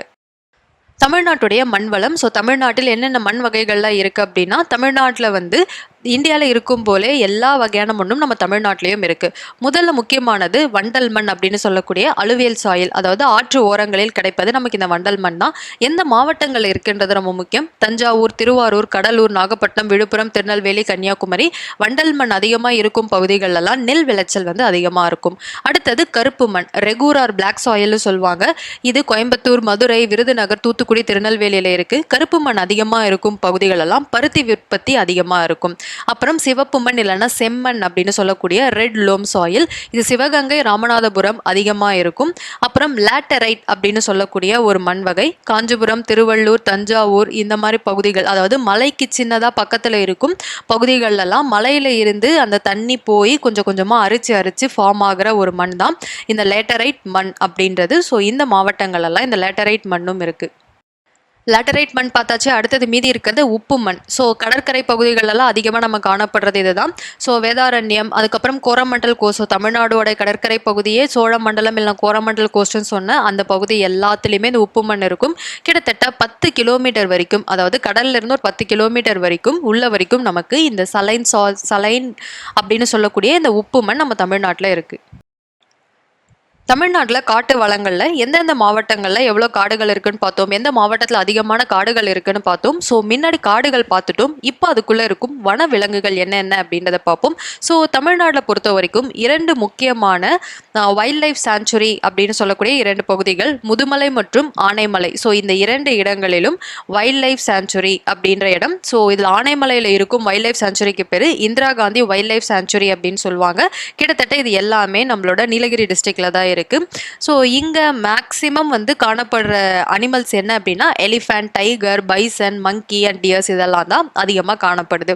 அதே மாதிரி இந்தியாவிலேயே குறிஞ்சி பூ பூக்கும் ஒரே இடம் நம்மளோட தமிழ்நாட்டில் இருக்கும் கொடைக்கானல் தான். ஸோ குறிஞ்சி பூ எத்தனை ஆண்டுக்கு ஒரு முறை பூக்கும் அப்படின்னா 12 ஆண்டுக்கு ஒரு முறை பூக்கும். அதே மாதிரி சின்கோனா அப்படின்னு சொல்லுவாங்க, மலேரியா காய்ச்சலுக்கு வந்து தரும் அந்த மருந்து. இந்த மருந்தும் நம்மளுடைய மலைக்காடுகளில், தமிழ்நாட்டில் இருக்கும் மலைக்காடுகள் அதிகமாக கிடைக்குது. யூக்கலிப்டஸ் எந்த மாவட்டத்தில் அதிகமாக வளருது அப்படின்னா நீலகிரிஸ். மெயினாக வந்து cold and pain reliever, so சளி ஜுரம் இதுக்கெல்லாம் யூஸ் பண்ண அந்த யூக்கலிப்டஸ் தைலம்ன்றது நீலகிரியில் அதிகமாக கிடைக்குது. ஸோ நம்மளோட தமிழ்நாட்டில் இருக்கும், தமிழ்நாடுல இந்தியா ஃபுல்லாகவே இருக்கும் காடுகளை பாதுகாக்கிறதுக்காக வன மகோத்சவா அப்படின்னு சொல்லிட்டு, வன மகோத்சவா அப்படின்னா காடுகளை காப்போம் அப்படின்றது ஒவ்வொரு வருடம் அக்டோபர் மாதம் வந்து காடு மற்றும் காட்டில் இருக்கும் விலங்குகளுக்காக வந்து கொண்டாடப்படுறது. ஸோ என்னென்ன டேட்டில் என்னென்ன இது கொண்டாடுறாங்க அப்படின்னா world wild life day October 4 கொண்டாடுறாங்க, வேர்ல்ட் ஃபாரஸ்ட் டே March 21, வேர்ல்ட் வாட்டர் டே March 22. இது எல்லாமே வருஷம் இந்த தமிழ்நாட்டில் மட்டும் இல்லை, இந்தியா ஃபுல்லாகவுமே இதை கொண்டாடுறாங்க. வாட்டர் சோர்சஸ், ஸோ நமக்கு நீர் பாசனம் மற்றும் நீர் வளங்கள் தமிழ்நாட்டில் எப்படி இருக்குது அப்படின்றது. ஸோ முதல்ல நம்மளோட தண்ணி அப்படின்றது நம்மளுடைய ஆறுகள். தமிழ்நாட்டில் இருக்கும் ஆறுகள் 17 ஆறுகள் நமக்கு முக்கியமான ஆறுகள். 17 தான் இருக்கானா இல்லை, நிறைய சிற்றாறுகள் இருக்குது. பட் 17 ஆறுகள் முக்கியமான வந்து நமக்கு தண்ணி சோர்ஸாக இருக்குது. ஸோ லேக்ஸ் அப்படின்றது ஏரிகள், ஒரு 15 மிகப்பெரிய ஏரிகள் தமிழ்நாடுக்கு ஒரு முக்கியமான தண்ணி சோர்ஸ். டேங்க்ஸ் அப்படின்றது குளங்கள், கிட்டத்தட்ட 40,000க்கும் மேற்பட்ட குளங்கள் இருக்குது. பாண்ட்ஸ் அப்படின்றது குட்டைகள், கிட்டத்தட்ட 21,205 குட்டைகள் நம்மளோட தமிழ்நாட்டில் இருக்குது. ஸோ இதெல்லாமே தமிழ்நாட்டுடைய முக்கியமான நீர் ஆதாரங்கள். அடுத்தது கேனல்ஸ் அப்படின்னு சொல்லக்கூடிய கால்வாய்கள். 2395 கால்வாய்கள் தமிழ்நாட்டில் வந்து நீர் ஆதாரமாக இருக்குது. ரிசர்வாயர்ஸ் அப்படின்றது நீர்த்தேக்கங்கள், டேமுக்கு பக்கத்தில் நீரை தேக்கி வைக்கிற இடத்த தான் ரிசர்வாயர்ஸ் அப்படின்னு சொல்லுவாங்க. 71 ரிசர்வாயர்கள் இருக்குது. வெல்ஸ் அப்படின்றது கிணறுகள். இது சாதாரண கிணறுகளும் ஆழ்துளை கிணறுகளும் ரெண்டும் இந்த கிணறுக்குள்ளேயே வரும். கிட்டத்தட்ட கிணற்று பாசனம் நம்ம தமிழ்நாட்டிலேயே ரொம்ப ரொம்ப அதிகம். கிட்டத்தட்ட வந்து 19 லட்சம் வரைக்கும் நமக்கு இந்த கிணறுகள் வந்து நம்ம தமிழ்நாட்டிலேயே இருக்குது. ஸோ ஒரு ஆவரேஜாக வந்து நமக்கு தமிழ்நாட்டில் பெய்யும் மழையை வந்து 2 மணி நேரம் சேர்த்தோனாலே நமக்கு 8000 லிட்டர் வரைக்கும் நமக்கு தண்ணி கிடைக்கும். நல்ல மழைப்பொழிவு இருக்கும் ஒரு மாவட்டம் தான், மாநிலம் தான் நம்மளுடைய தமிழ்நாடு. தமிழ்நாட்டில் இருக்கும் கால்நடைகள், ஸோ என்னென்ன கால்நடைகள் என்ன எண்ணிக்கையில் இருக்குது அப்படின்றத பார்ப்போம். ஸோ மாடுகள், கேட்டல் அப்படின்னு இங்கிலீஷ் சொல்லுவாங்க, தமிழில் மாடுகள் வந்து 91 லட்சம் மாடுகள் நம்மக்கிட்ட இருக்குது. எருமைகள் 16 லட்சம், அப்புறம் ஷீப் அப்படின்ற ஆடுகள் 55 லட்சம், வெள்ளாடுகள் 81 லட்சம். ஸோ வெள்ளாடை தான் நம்ம ஏழைகளின் பசு அப்படின்னு சொல்லுவோம். இப்போ தமிழ்நாட்டில் எந்த கால்நடை அதிகமாக இருக்குது அப்படின்னா நமக்கு மாடுகள் தான் அதிகமாக இருக்குது. இரண்டாவதாக எது இருக்குது அப்படின்னா வெள்ளாடுகள் நமக்கு அதிகமாக இருக்குது. தமிழ்நாட்டில் இருக்கும் கனிம வளங்கள். ஸோ தமிழ்நாட்டுடைய உலோகத்தாது அப்படின்றது முக்கியமாக வந்து என்னென்ன உலோகம்லாம் நம்ம தமிழ்நாட்டில் இருக்குது அப்படின்னா அயன் ஓர், இரும்பு தாது, சேலம், நாமக்கல், திருவண்ணாமலை இந்த பகுதிகளில். காப்பர், ஸோ இதில் சேலம், நீலகிரி, கோயம்புத்தூர், மதுரை மற்றும் மாமண்டூர் இந்த பகுதிகளில். பாக்சைட், அலுமினியம் தயாரிக்கிறதுக்கான அந்த தாது சேலம், நீலகிரி, கோயம்புத்தூர், வேலூர், தருமபுரி, மதுரை மற்றும் விழுப்புரம். குரோமைட் அப்படின்ற ஒரு தாது சேலம், நாமக்கல், மேக்ஸிமம் நீங்கள் பார்த்தீங்கன்னா சேலம், நாமக்கல் சைடில் தான் அதிகமான நமக்கு தாதுக்கள் இருக்கும். பைரைட், இதுவும் ஒரு வகையான இரும்போடைய ஒரு தாது தான். இது வந்து விழுப்புரம் சைடில் அதிகமாக இருக்குது. அடுத்து நான் மெட்டாலிக் மினரல்ஸ் ஆஃப் தமிழ்நாடு. தமிழ்நாட்டின் உலோகம் அல்லாத கனிம எரிபொருட்கள். இதுக்கு முன்னாடி நம்ம அதாவது உலோக எரிபொருட்கள் பார்த்தோம். இது உலோகம் அல்லாத கனிம எரிபொருட்கள். லைம்ஸ்டோன் அப்படின்றது நம்ம வந்து சுண்ணாம்புக்கல் அப்படின்றது. ஸோ விருதுநகர், தூத்துக்குடி, திருநெல்வேலி, திருச்சிராப்பள்ளி, காஞ்சிபுரம், சேலம் இங்கெல்லாம் அதிகம். மைக்கா அப்படின்றது நம்ம மேக்கப்ல இந்த ஜிகுஜிகுன்னு இருக்கிறதுக்கு யூஸ் பண்ணுறது. இந்த மைக்கா எங்கெல்லாம் அதிகமாக கிடைக்குதுன்னா திருச்சிராப்பள்ளி, கோயம்புத்தூர், ராமநாதபுரம். மேக்னசைட், இது வந்து சேலம், நாமக்கல், கோயம்புத்தூர், ஈரோடு. ஸ்டெட்டைட் அப்படின்றது சுடுக்கல் அப்படின்றது வேலூர், கடலூர், கோயம்புத்தூர், சேலம், திருச்சிராப்பள்ளி இந்த பகுதி. சால்ட், உப்பு, ஸோ தூத்துக்குடி, இது நீங்கள் எல்லா படத்துலையுமே பார்த்துருப்பீங்க. சென்னை, தூத்துக்குடி, கடலூர், திருவாரூர், நாகப்பட்டினம் கடற்கரை பகுதிகள் அதிகமாக இருக்கும் இடங்கள்ல உங்களுக்கு உப்பு அதிகமாக கிடைக்கும்.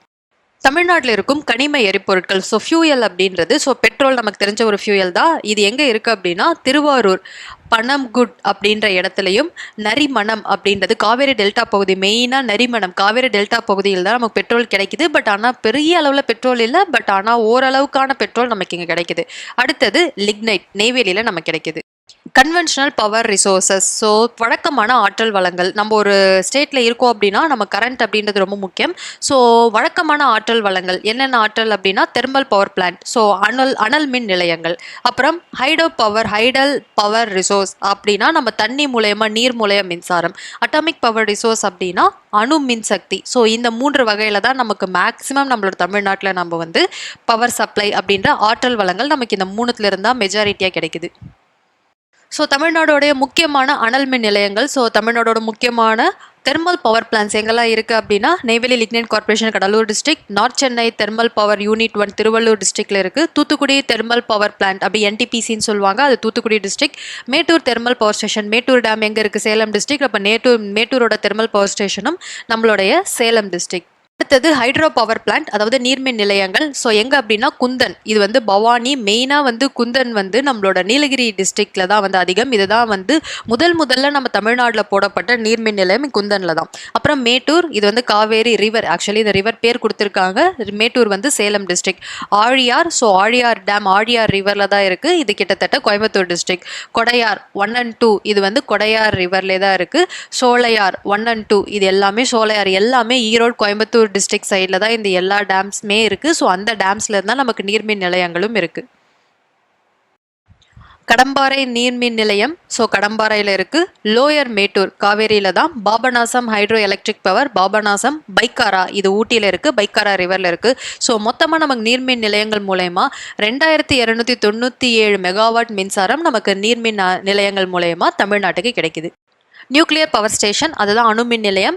தமிழ்நாட்டுடைய ஃபர்ஸ்ட் நியூக்ளியர் பவர் ஸ்டேஷன் எங்கே அப்படின்னா கல்பாக்கம். சென்னையிலேருந்து ஒரு 80 கிலோமீட்டர் தூரத்தில் இருக்கும் கல்பாக்கத்தில் தான் இது பண்ணாங்க. ஸோ கல்பாக்கத்தில் இருக்கிறது ஃபாஸ்ட் பிரீடர் ரியாக்டர், FBRS அப்படின்னு சொல்லுவாங்க.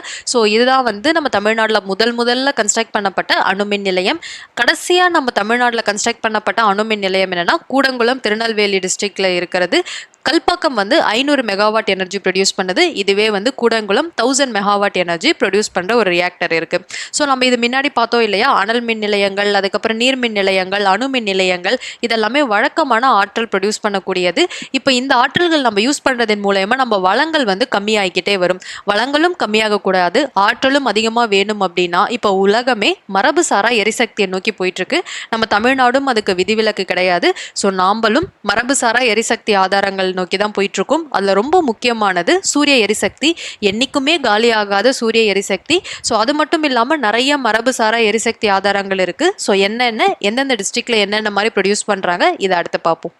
ஸோ முக்கியமான மரபுசாரா எரிசக்தி ஆதாரங்கள் நான் கன்வென்ஷனல் எனர்ஜி ரிசோர்சஸ் என்ன அப்படின்னா ஃபர்ஸ்ட் சூரிய மின்சக்தி, அடுத்தது காற்று ஆற்றல் விண்ட் எனர்ஜின்வாங்க, டைடல் எனர்ஜி அலை ஆற்றல், ஜியோ தெர்மல் எனர்ஜி புவி வெப்ப சக்தி. புவிக்கே வந்து ஒரு வெப்பம் இருக்கும், அந்த புவி வெப்பம் அடைகிறது மூலயமா தண்ணி கொதிக்க ஆரம்பிக்கும், அது மூலயமா வந்து ஒரு ஸ்டீம் ஃபார்ம் ஆகும், அந்த ஸ்டீமை வச்சு கரண்ட் ப்ரொடியூஸ் பண்ணலாம். அதை தான் வந்து புவி வெப்ப சக்தின்வாங்க. பயோஃபியூயல் எனர்ஜி உயிரி எரிபொருள். ஸோ நம்மளோட வீட்டு வேஸ்ட்டு இந்த மாதிரி வேஸ்ட் எல்லாம் வச்சு ஆற்றல் ப்ரொடியூஸ் பண்ணுறதா உயிரி எரிபொருள். எனர்ஜி ஃப்ரம் பேகஸிலிருந்து ஆற்றல் ஒன்றும் கிடையாது. சர்க்கரை ஆலைகள் தமிழ்நாட்டில் அதிகம். அந்த கரும்புடைய சக்கை இருக்கு இல்லையா, அதை வச்சு ஆற்றல் ப்ரொடியூஸ் பண்ணுறதா எனர்ஜி ஃப்ரம் பேகஸ் அப்படின்றது. இது எல்லாமே பொதுவாக உலகம் ஃபுல்லாக ஃபாலோ பண்ணுற மரபுசாரா எரிசக்தி. இல்லை தமிழ்நாட்டில் 2 மட்டும் கிடையாது, அலை ஆற்றல் மற்றும் புவி வெப்ப சக்தி மட்டும் நமக்கு கிடையாது. மீதி எல்லா மரபுசாரா எரிசக்தி ஆதாரங்களும் நம்ம தமிழ்நாட்டில் நம்ம யூஸ் பண்ணிட்டு தான் இருக்கோம். சோலார் எனர்ஜி அப்படின்னு சொல்லக்கூடிய சூரிய எரிசக்தி எங்கெல்லாம் வந்து நமக்கு இருக்குது அப்படின்னு சொல்லணும். எந்த டிஸ்ட்ரிக்ட் அப்படின்னா ஆரல்வாய் மொழி பாஸ் அப்படின்னு சொல்லுவாங்க. ஸோ கன்னியாகுமரி திருநெல்வேலி டிஸ்ட்ரிக்ட், இங்கே தான் நமக்கு அதிகமான சூரிய எரிசக்தி ஃபஸ்ட்டு இருந்துச்சு. அப்புறம் Sengottai pass Kayathar area, so 1150 வந்து மெகாவாட் வந்து ப்ரொடியூஸ் பண்ணுறாங்க. பாலக்காடு பாஸ் அந்த ஏரியாவும் 1995 வந்து ப்ரொடியூஸ் பண்ணுறாங்க. Coastal area of Chennai, Rameswaram அந்த மாதிரி கோஸ்டல் ஏரியாஸ்லாம் நல்லா காற்றடிக்கும், அந்த ஏரியாலெல்லாம் நல்லா வெயிலும் அடிக்கும். ஸோ அங்கே கோஸ்டல் ஏரியாஸ் ஆஃப் சென்னை, ராமநாதபுரத்துலையும் ப்ரொடியூஸ் பண்ணுறாங்க 450 மெகாவாட். ஸோ மொத்தமாக சூரிய சக்தி மூலயமா நமக்கு எத்தனை மெகாவாட் தமிழ்நாட்டில் ப்ரொடியூஸ் பண்ணுறாங்க அப்படின்னா 5208 மெகாவாட் நமக்கு ப்ரொடியூஸ் பண்ணுறாங்க. அலைசக்தி நமக்கு தமிழ்நாட்டில் அலைசக்தி கிடையாது. ஆனால் முதலில் அலைசக்தி வச்சு எங்கே வந்து ஃபஸ்ட்டு எனர்ஜியாக ப்ரொடியூஸ் பண்ணியிருக்காங்கன்னா ஃப்ரான்ஸ் நாட்டில். அப்புறம் பயோஃபியூயல் எனர்ஜி, இதுதான் அந்த உயரி மின்சக்தி. இதோட பிளான்ஸ் எல்லாமே நம்ம தமிழ்நாட்டில் இருக்குது. சிவகாசியில் 2 இருக்குது, புதுக்கோட்டையில் 2 இருக்குது, திருவண்ணாமலையில் 1 பிளான்ட் இருக்குது. ஸோ உயிரி எரிபொருள் ஆலைகள் முன்னாடி பார்த்த மாதிரி தான் சிவகாசியில் 2, புதுக்கோட்டையில் 2, திருவண்ணாமலையில் 1, திண்டுக்கல்லில் 1, தேனியில் 1, தஞ்சாவூரில் 1, மதுரையில் 1. அடுத்து விருதுநகரில் 1 பிளான்ட் இருக்குது, திருவள்ளூரில் 1, காஞ்சிபுரமில் 1, கிருஷ்ணகிரியில் 1. Energy from sugarcane bases கரும்பிலிருந்து ஆற்றல். ஸோ கரும்போடைய அந்த சக்கை இருக்கு இல்லையா, அதை வச்சு ப்ரொடியூஸ் பண்ணுறது. இந்த மாதிரி நம்ம தமிழ்நாட்டில் ஒரு 18 சுகர் மில்ஸில் இருந்து அந்த சக்கையை வச்சு 411 மெகாவாட் வந்து எனர்ஜி வந்து ப்ரொடியூஸ் பண்ணுறாங்க. ஸோ இதுதான் கரும்பிலிருந்து எடுக்கும் ஆற்றல். ஸோ அடுத்தது தமிழ்நாட்டில் இருக்கும் விவசாய வகைகள். ஸோ என்னென்ன விவசாயம் தமிழ்நாட்டில் பண்ணுறாங்க அப்படின்னா 3 வகையான விவசாயங்கள். சப்ஸ்டன்ஸ் இன்டென்சிவ் ஃபார்மிங் வாழ்வாதார தீவிர விவசாயம், அதாவது தனக்கும் தேவை மற்றவங்களுக்கும் டிஸ்ட்ரிபியூட் பண்ணுறதுன்றத வாழ்வாதார தீவிர விவசாயம்.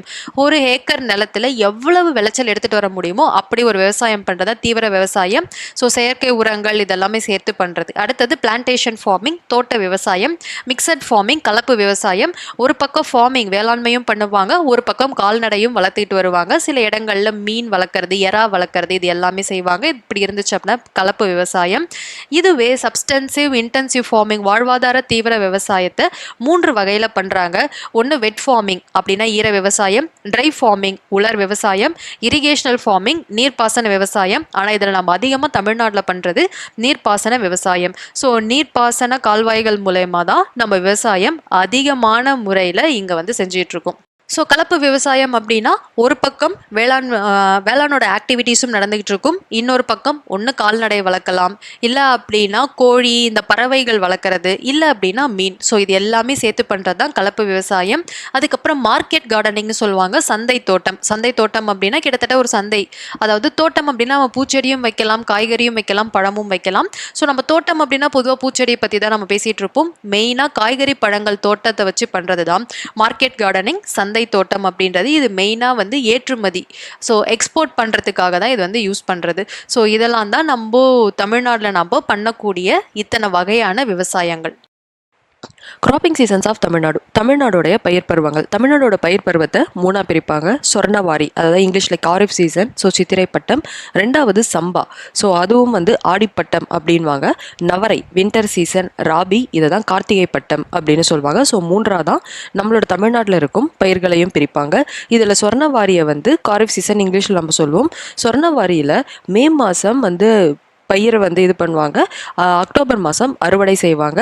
ஸோ வந்து மே மாதம் வந்து தமிழ்நாடோடைய அந்த சித்திரையோட வந்து கனெக்ட் ஆகி இருக்கிறதுனால அதுக்கு பேர் சித்திரை பட்டம். ஸோ அதுவே ஆடிப்பட்டம். ஸோ பேர்லேயே நமக்கு இருக்குது. சம்பா, இது அதர்வைஸ் சம்பா அப்படின்னாலும் சம்மர் அப்படின்னாலும் ரெண்டும் நம்ம தமிழில் ஒன்று தான். ஸோ சம்பா காலத்தில் ஜூலை மாதம் வந்து பயிரிடுவாங்க. ஸோ அது வந்து ஜூலை மாதம் வந்து தமிழ் மாதத்தில் ஆடி வர்றதுனால அதை வந்து ஆடிப்பட்டம்னு சொல்லுவாங்க. அறுவடை ஜனவரி மாதத்தில் செய்வாங்க. ஸோ அடுத்தது நவரை பட்டம். ஸோ கார்த்திகை பட்டம் அப்படின்னு சொல்லுவாங்க. நவரை வந்து மெயினாக வின்டர் சீசன், ராபி சீசன் அப்படின்றது. ஸோ பயிர் வந்து நவம்பர் மாதம். ஸோ நவம்பர் அப்படின்றது தமிழில் கார்த்திகை மாதம் அப்படின்றதுனால கார்த்திகை பட்டம். அறுவடை வந்து மார்ச்சில் பண்ணுவாங்க. ஸோ இப்படி தான் நம்ம தமிழ்நாட்டில் பயிர் பருவங்களை 3ஆக பிரிச்சிருக்காங்க.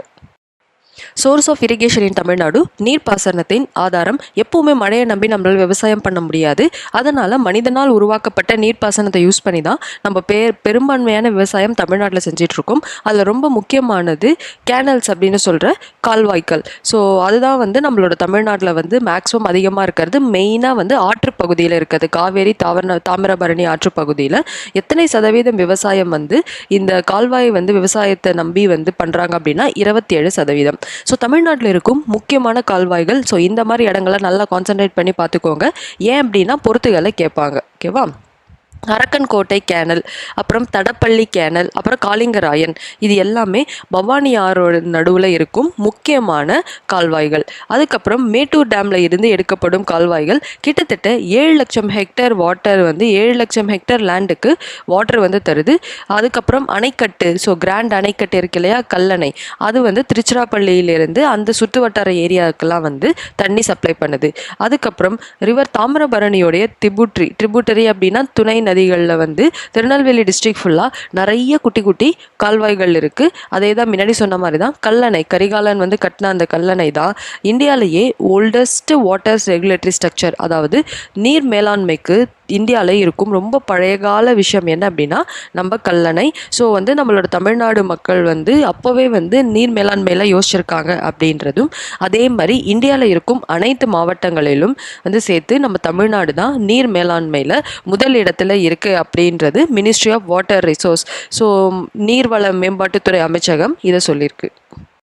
அடுத்தது நீர்ப்பாசனத்தில் டேங்க்ஸ் அப்படின்னு சொல்லப்படுற குளங்கள். ஓகேவா? ஸோ நம்ம தமிழ்நாடை பொறுத்த வரைக்கும் நம்ம குளங்கள் இப்போ தான் வந்துச்சா அப்படின்னா கிடையாது. அரசர் காலத்தில் இருந்தே நமக்கு நிறைய குளங்கள் தமிழ்நாட்டில் வெட்டப்பட்டிருக்கு. கிட்டத்தட்ட 39,202 குளங்கள் வந்து 19% ஆஃப் வந்து விளைச்சல் நிலங்களுக்கு நீர் தருது. குளங்கள் அதிகமாக இருக்கும் மாவட்டம் இல்லை, ஃபஸ்ட்டு மாவட்டம் காஞ்சிபுரம், அப்புறம் வேலூர், திருவண்ணாமலை, புதுக்கோட்டை, ராமநாதபுரம், திருநெல்வேலி. இப்போ ப்ரெசென்ட்டில் பார்த்தீங்கன்னா Ramanathapuram has the maximum number of tank. First வந்து இந்த ஏரிகள் குளங்கள் மாவட்டமாக காஞ்சிபுரம் இருந்துச்சு. இப்போ வந்து Ramanathapuram has the maximum number of tanks. இது மெயினாக வந்து தண்ணி சேர்த்து வைக்கிறதுக்காகவும் குடி தண்ணீருக்காகவும் தான் இந்த குளங்கள் வந்து அதிகமாக பயன்படுத்தப்படுது. இதில் வந்து 2 வகை இருக்குது குளங்களில். ஒன்று சிஸ்டம் டேங்க், நான் சிஸ்டம் டேங்க் அப்படின்னு சொல்லுவாங்க. சிஸ்டம் டேங்க் அப்படின்னா ஒரு ஆறு இல்லை அப்படின்னா ஒரு கால்வாயோட கனெக்ட் ஆகி இருந்துச்சு அப்படின்னா அதை வந்து சிஸ்டம் டேங்க்ஸ்ன்னு சொல்லுவாங்க. மழை நீரை மட்டும் நம்பி அந்த குளம் ஃபில் ஆச்சு அப்படின்னா அதை நான் சிஸ்டம் டேங்க் அப்படின்னு சொல்லுவாங்க. இந்த குளங்களை யார் மெயின்டைன் பண்ணுவாங்கன்னா PWD, publics work department, or ஒரு கிராமமாக இருந்துச்சுன்னா பஞ்சாயத்து மெயின்டைன் பண்ணுவாங்க. Kanchipuram is known as land of 1000 lake, 1000 ஏரிகளின் மாவட்டம் அப்படின்னு அழைக்கப்படுறது காஞ்சிபுரம். ஸோ முக்கியமான ஏரிகள் எங்கெல்லாம் இருக்குது அப்படின்னா தமிழ்நாட்டுடைய ரெட் ஹில்ஸ் அந்த பகுதி, செம்பரம்பாக்கம், வீராணம், மதுராந்தகம், கொலவை, அம்பத்தூர், ஊட்டி, கொடைக்கானல், இங்கெல்லாம் நிறைய முக்கியமான குளங்கள் ஏரிகள்லாம் நம்ம காணப்படுது. அடுத்தது வெல்ஸ் அப்படின்னு சொல்லக்கூடிய கிணறுகள். 52% ஆஃப் வந்து நம்மளுடைய விளைச்சலுக்கு வந்து இந்த நீர்ப்பாசனத்தில் நம்ம வந்து கிணத்தின் மூலயமா தான் அதிகமாக யூஸ் பண்ணுறோம். 2 வகையான கிணறுகள் நம்ம அதிகமாக யூஸ் பண்ணுறோம். ஒன்று சர்ஃபேஸ் வெல் அண்ட் டியூப் வெல்னு சொல்லுவாங்க. சாதா கிணறுகள், டியூப் வெல் அப்படின்னா ஆழ்துளை கிணறுகள். தண்ணி மேலேயே கிடச்சிருச்சு, ரொம்ப கீழே போக வேணான்னா சாதா கிணறுகள் போகுதும். ஸோ தண்ணி மட்டம் வந்து ரொம்ப கீழே இருக்குது அப்படின்னா ஆழ்துளை கிணறுகள் மூலம் தான் நம்மளால் எடுக்க முடியும். ஸோ வந்து மெயினாக வந்து கிணறுகள் அதிகமாக இருக்கும் மாவட்டம் வந்து கடலூர், சிதம்பரம், விருதாச்சலம், இந்த ஏரியாலலாம் வந்து அதிகமாக அந்த நிலத்தடி நீர் வந்து மேலே வரத்துக்கான ஒரு ரீசன் என்ன அப்படின்னா நெய்வேலியில் இருக்கும் லிக்னைட் பவர், அதாவது நெய்வேலி தெர்மல் பவர் கார்பரேஷனில் எப்போவுமே அந்த லிக்னைட்டை வந்து தோண்டி எடுக்கணும் அப்படின்னா கிட்டத்தட்ட லிக்னைட் எங்கே இருக்கும் அப்படின்னா நம்மளோட தண்ணி இருக்கு இல்லையா, அந்த அண்டர் கிரவுண்ட் வாட்டர் நிலத்தடி நீர் அது கீழே தான் இருக்கும். அப்போ என்ன பண்ணுவாங்க அப்படின்னா அந்த நிலத்தடி நீரை மொத்தமாக வெளியே எடுத்துகிட்டு தான் லிக்னைட் எடுப்பாங்க. அந்த தண்ணியை வேஸ்ட் பண்ண மாட்டாங்க. ஸோ என்ன ஆகும் அப்படின்னா சுற்றி இருக்கும் நிலத்துலலாம் அப்போ விட்டுருவாங்க. அப்போ ஆட்டோமேட்டிக்காகவே அந்த நிலத்தில் இருக்கும் தண்ணி மட்டம் அதிகரிக்கும். இதை தான் அக்யூஃபயர்ஸ் அப்படின்னு சொல்லுவாங்க. தமிழில் சொல்லணும்னா ஊற்று அப்படின்றது. நெய்வேலி அக்யூஃபயர்ஸ் இருக்கிறதுனாலே அது சுற்றி இருக்கும் கடலூர், சிதம்பரம், விருதாச்சலம் இந்த ஏரியாலெல்லாம் கிணறு போட்டாலே ஈஸியாக தண்ணி வந்துடும். ஸோ இதுதான் வந்து நம்ம அந்த கிணறோட ஒரு சின்ன கான்செப்ட். ஸோ அதுக்கப்புறமா என்னென்ன பயிர் வகைகள் எப்படியெல்லாம் நம்ம தமிழ்நாட்டில் வந்து எந்தெந்த பகுதிகளில் பயிரிடுறாங்கன்னு பார்ப்போம். அதில் முக்கியமாக ஃபுட் கிராப்ஸ் உணவு பயிர்கள். ஸோ அதுதான் நம்மளுடைய அதிகமான விளைச்சல் பண்ணுறது இந்த உணவு பயிர்கள் தான். அதுலேயும் முக்கியமாக வந்து பருப்பு வகைகள், தானியங்கள், அரிசி இதெல்லாம் தான் அதிகமாக. ஸோ நம்ம தமிழ்நாட்டை பொறுத்த வரைக்கும் எந்த பயிர் அதிகமாக பயிரிடப்படுது அப்படின்னா ரைஸ் அப்படின்னு சொல்லக்கூடிய பேடி நெல் தான் நமக்கு அதிகமாக பயிரிடப்படுது. ஸோ நெல் பயிரிடுறதுக்கு முக்கியமாக டெம்பரேச்சர் அதிகமாக தேவைப்படும், நிறைய பெரிய நிலப்பரப்பு தேவைப்படும், அதுக்கப்புறம் கண்டினியூஸாக தண்ணி தேவைப்படும். இது எல்லாமே இருந்துச்சுன்னா தான் வந்து நம்மளால் வந்து நெல் பயிரிட முடியும். ஸோ தமிழ்நாடுடைய முக்கியமான விளைச்சல் நெல்லும் ஒன்று தான். ஸோ நம்மளுடைய தமிழ்நாட்டுக்குனே வந்து பொருத்தமான நெல்லை பொன்னி மற்றும் கிச்சடி சம்பா அப்படின்ற இந்த 2 வகைகள் தான் அதிகமாக நம்ம தமிழ்நாட்டில் வந்து பயிரிடப்படுது. ஸோ இதெல்லாம் நோட் பண்ணிக்கோங்க. மீதி எல்லாமே வந்து ஆந்திரா, கர்நாடகாவிலேருந்து வரும் பொன்னிகள் தான் அதிகம். ஆனால் நம்ம தமிழ்நாட்டிலையும் பொன்னி, கிச்சடி சம்பா இந்த மாதிரி சம்பா அப்படின்றதுனாலே அது நம்மளோட தமிழ்நாட்டை சேர்ந்த அரிசி வகை தான். ஸோ அதனால் வந்து பொன்னி, சம்பா இந்த வகை நெல்கள்லாம் இங்கே தான் பயிரிடப்படுது. ஜெயா, IR 50 இது எல்லாமே தமிழ்நாட்டில் அதிக விளைச்சல் தரக்கூடிய வந்து அரிசி, அதாவது அந்த நெல் மணிகள். எந்த டிஸ்ட்ரிக்ட் வந்து இந்த நெல் விளைச்சல் அதிகமாக இருக்குன்னா உங்களுக்கு ஆல்ரெடி தெரியும், தானிய களஞ்சியம் ஆஃப் தமிழ்நாடு தஞ்சாவூர், அதுக்கப்புறம் திருவாரூர், அப்புறம் நாகப்பட்டினம் தான் அதிகமான ரைஸ் ப்ரொடக்ஷன். முக்கியமான ஒரு கேள்வி, Tamil Nadu rice research institute so நெற்களுக்கான ஆராய்ச்சி நிலையம் அப்படின்றது ஆடுதுறையில் இருக்குது. TNRH 174 அப்படின்ற ஒரு அரிசி வகையை வந்து தமிழ்நாடு அக்ரிகல்ச்சர் யூனிவர்சிட்டியில் வந்து டெவலப் பண்ணுறாங்க. தமிழ்நாடு அக்ரிகல்ச்சர் யூனிவர்சிட்டி எங்கே இருக்குன்னா கோயம்புத்தூரில் இருக்குது. தமிழ்நாடு ரைஸ் ரிசர்ச் இன்ஸ்டியூட்னா அது ஆடுதுறை, தமிழ்நாடு அக்ரிகல்ச்சர் யூனிவர்சிட்டினா கோயம்புத்தூர். அங்கே ஒரு ரிசர்ச் ஸ்டேஷன் இருக்குது. என்ன அப்படின்னா Tiruvallur rice research station TRRS அப்படின்றது. அந்த இடத்துல தான் TNRH 174னு ஒரு ரைஸ் வெரைட்டியை உருவாக்குறாங்க. கிட்டத்தட்ட அந்த ரைஸ் தான் இருக்கிறதுல ஒரு ஹெக்டருக்கு 4500 கிலோ வரைக்கும், ஹெக்டரில் ஏக்கருக்கு ஒரு ஏக்கருக்கு 4500 கிலோ வரைக்கும் விளைச்சல் தரக்கூடியதாக இருக்குது. பட் நம்ம அதை லேண்டில் பெருசாக எங்கேயும் யூஸ் பண்ணுறது இல்லை. பட் இந்த மாதிரி ரிசர்ச் லேபில், ஸ்டேஷனில் மட்டும் இந்த மாதிரி அரிசி வகைகள் யூஸ் பண்ணி ஹை ஈல்டு கொடுத்துட்டு வராங்க. ஸோ உணவுப் பொருட்கள் எந்தெந்த டிஸ்ட்ரிக்ட் இதெல்லாம் மெஜாரிட்டி ப்ரொடக்ஷன் அப்படின்னு பார்ப்போம். சோளம் அது வந்து கோயம்புத்தூர், திண்டுக்கல், திருச்சிராப்பள்ளியில் அதிகம். கம்பு திருச்சிராப்பள்ளி, ராகி விழுப்புரம், தூத்துக்குடி. மெய்ஸ் அப்படின்னு சொல்லக்கூடிய ஒரு கம்பு மாதிரியான ஒரு வெரைட்டி தான். ஸோ சோளத்திலேயே ஒரு தட்டான் சோளம் சொல்லுவாங்க, சின்னதாக இருக்கும், அதுதான் மெய்ஸு.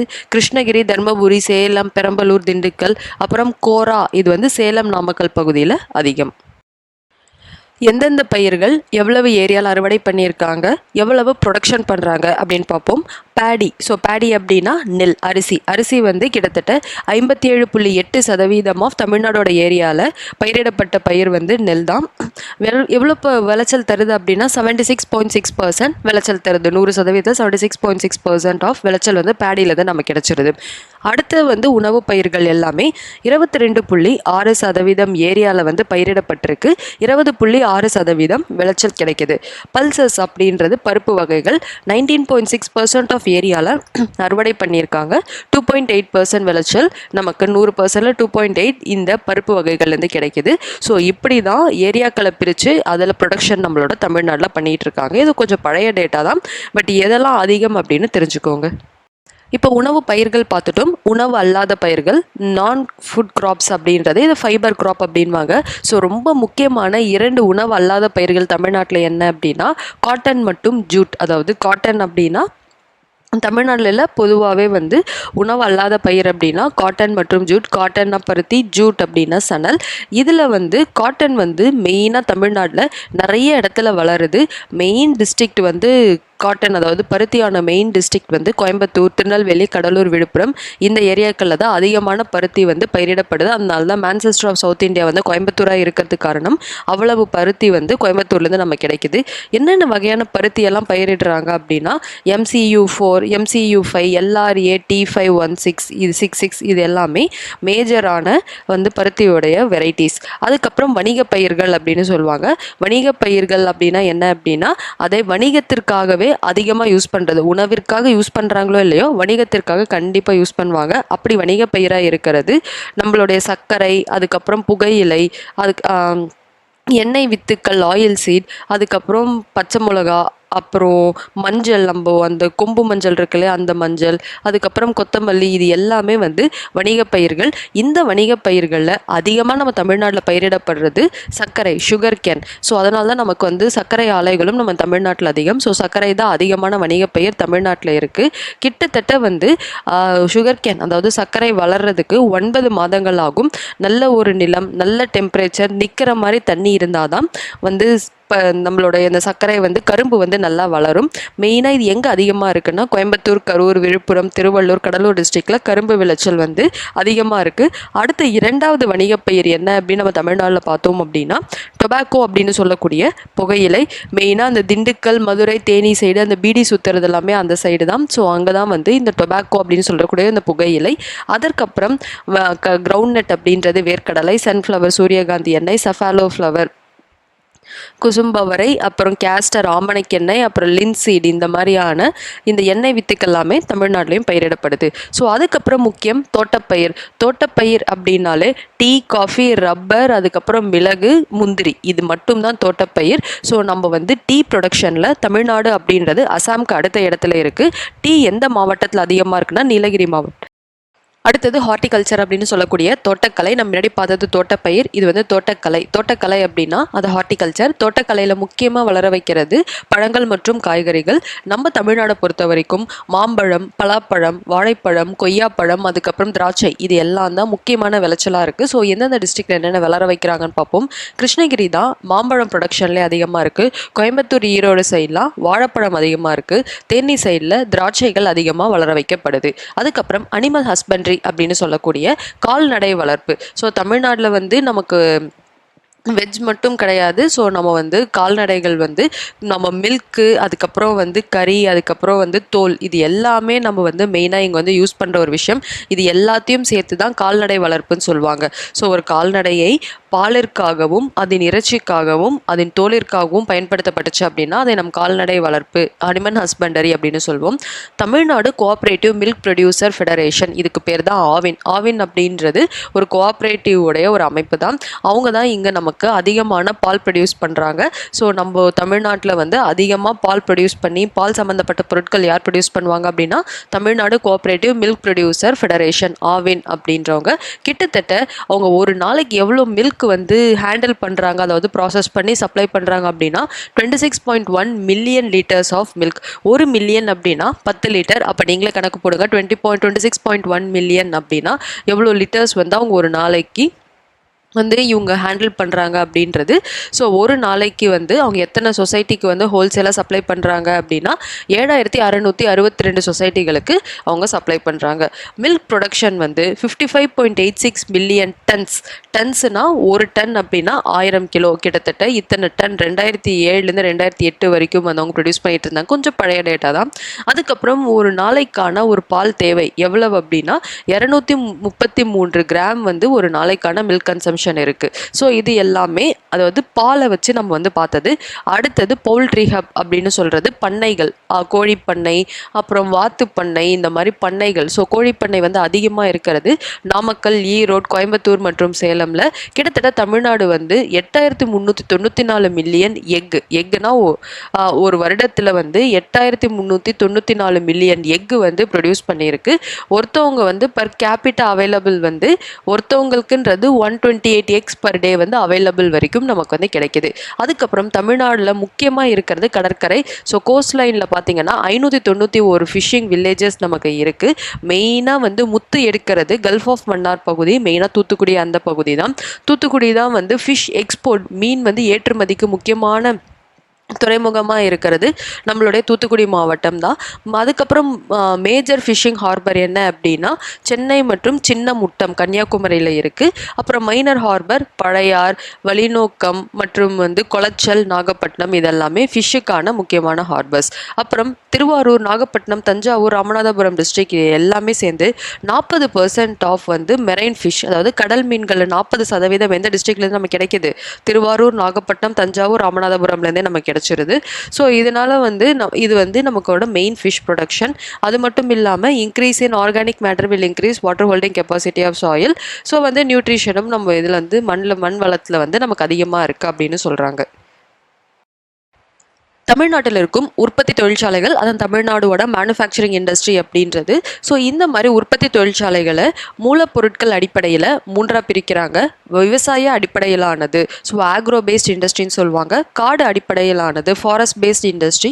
கனிம அடிப்படையிலானது அப்படின்னா மினரல் பேஸ்ட் இண்டஸ்ட்ரி.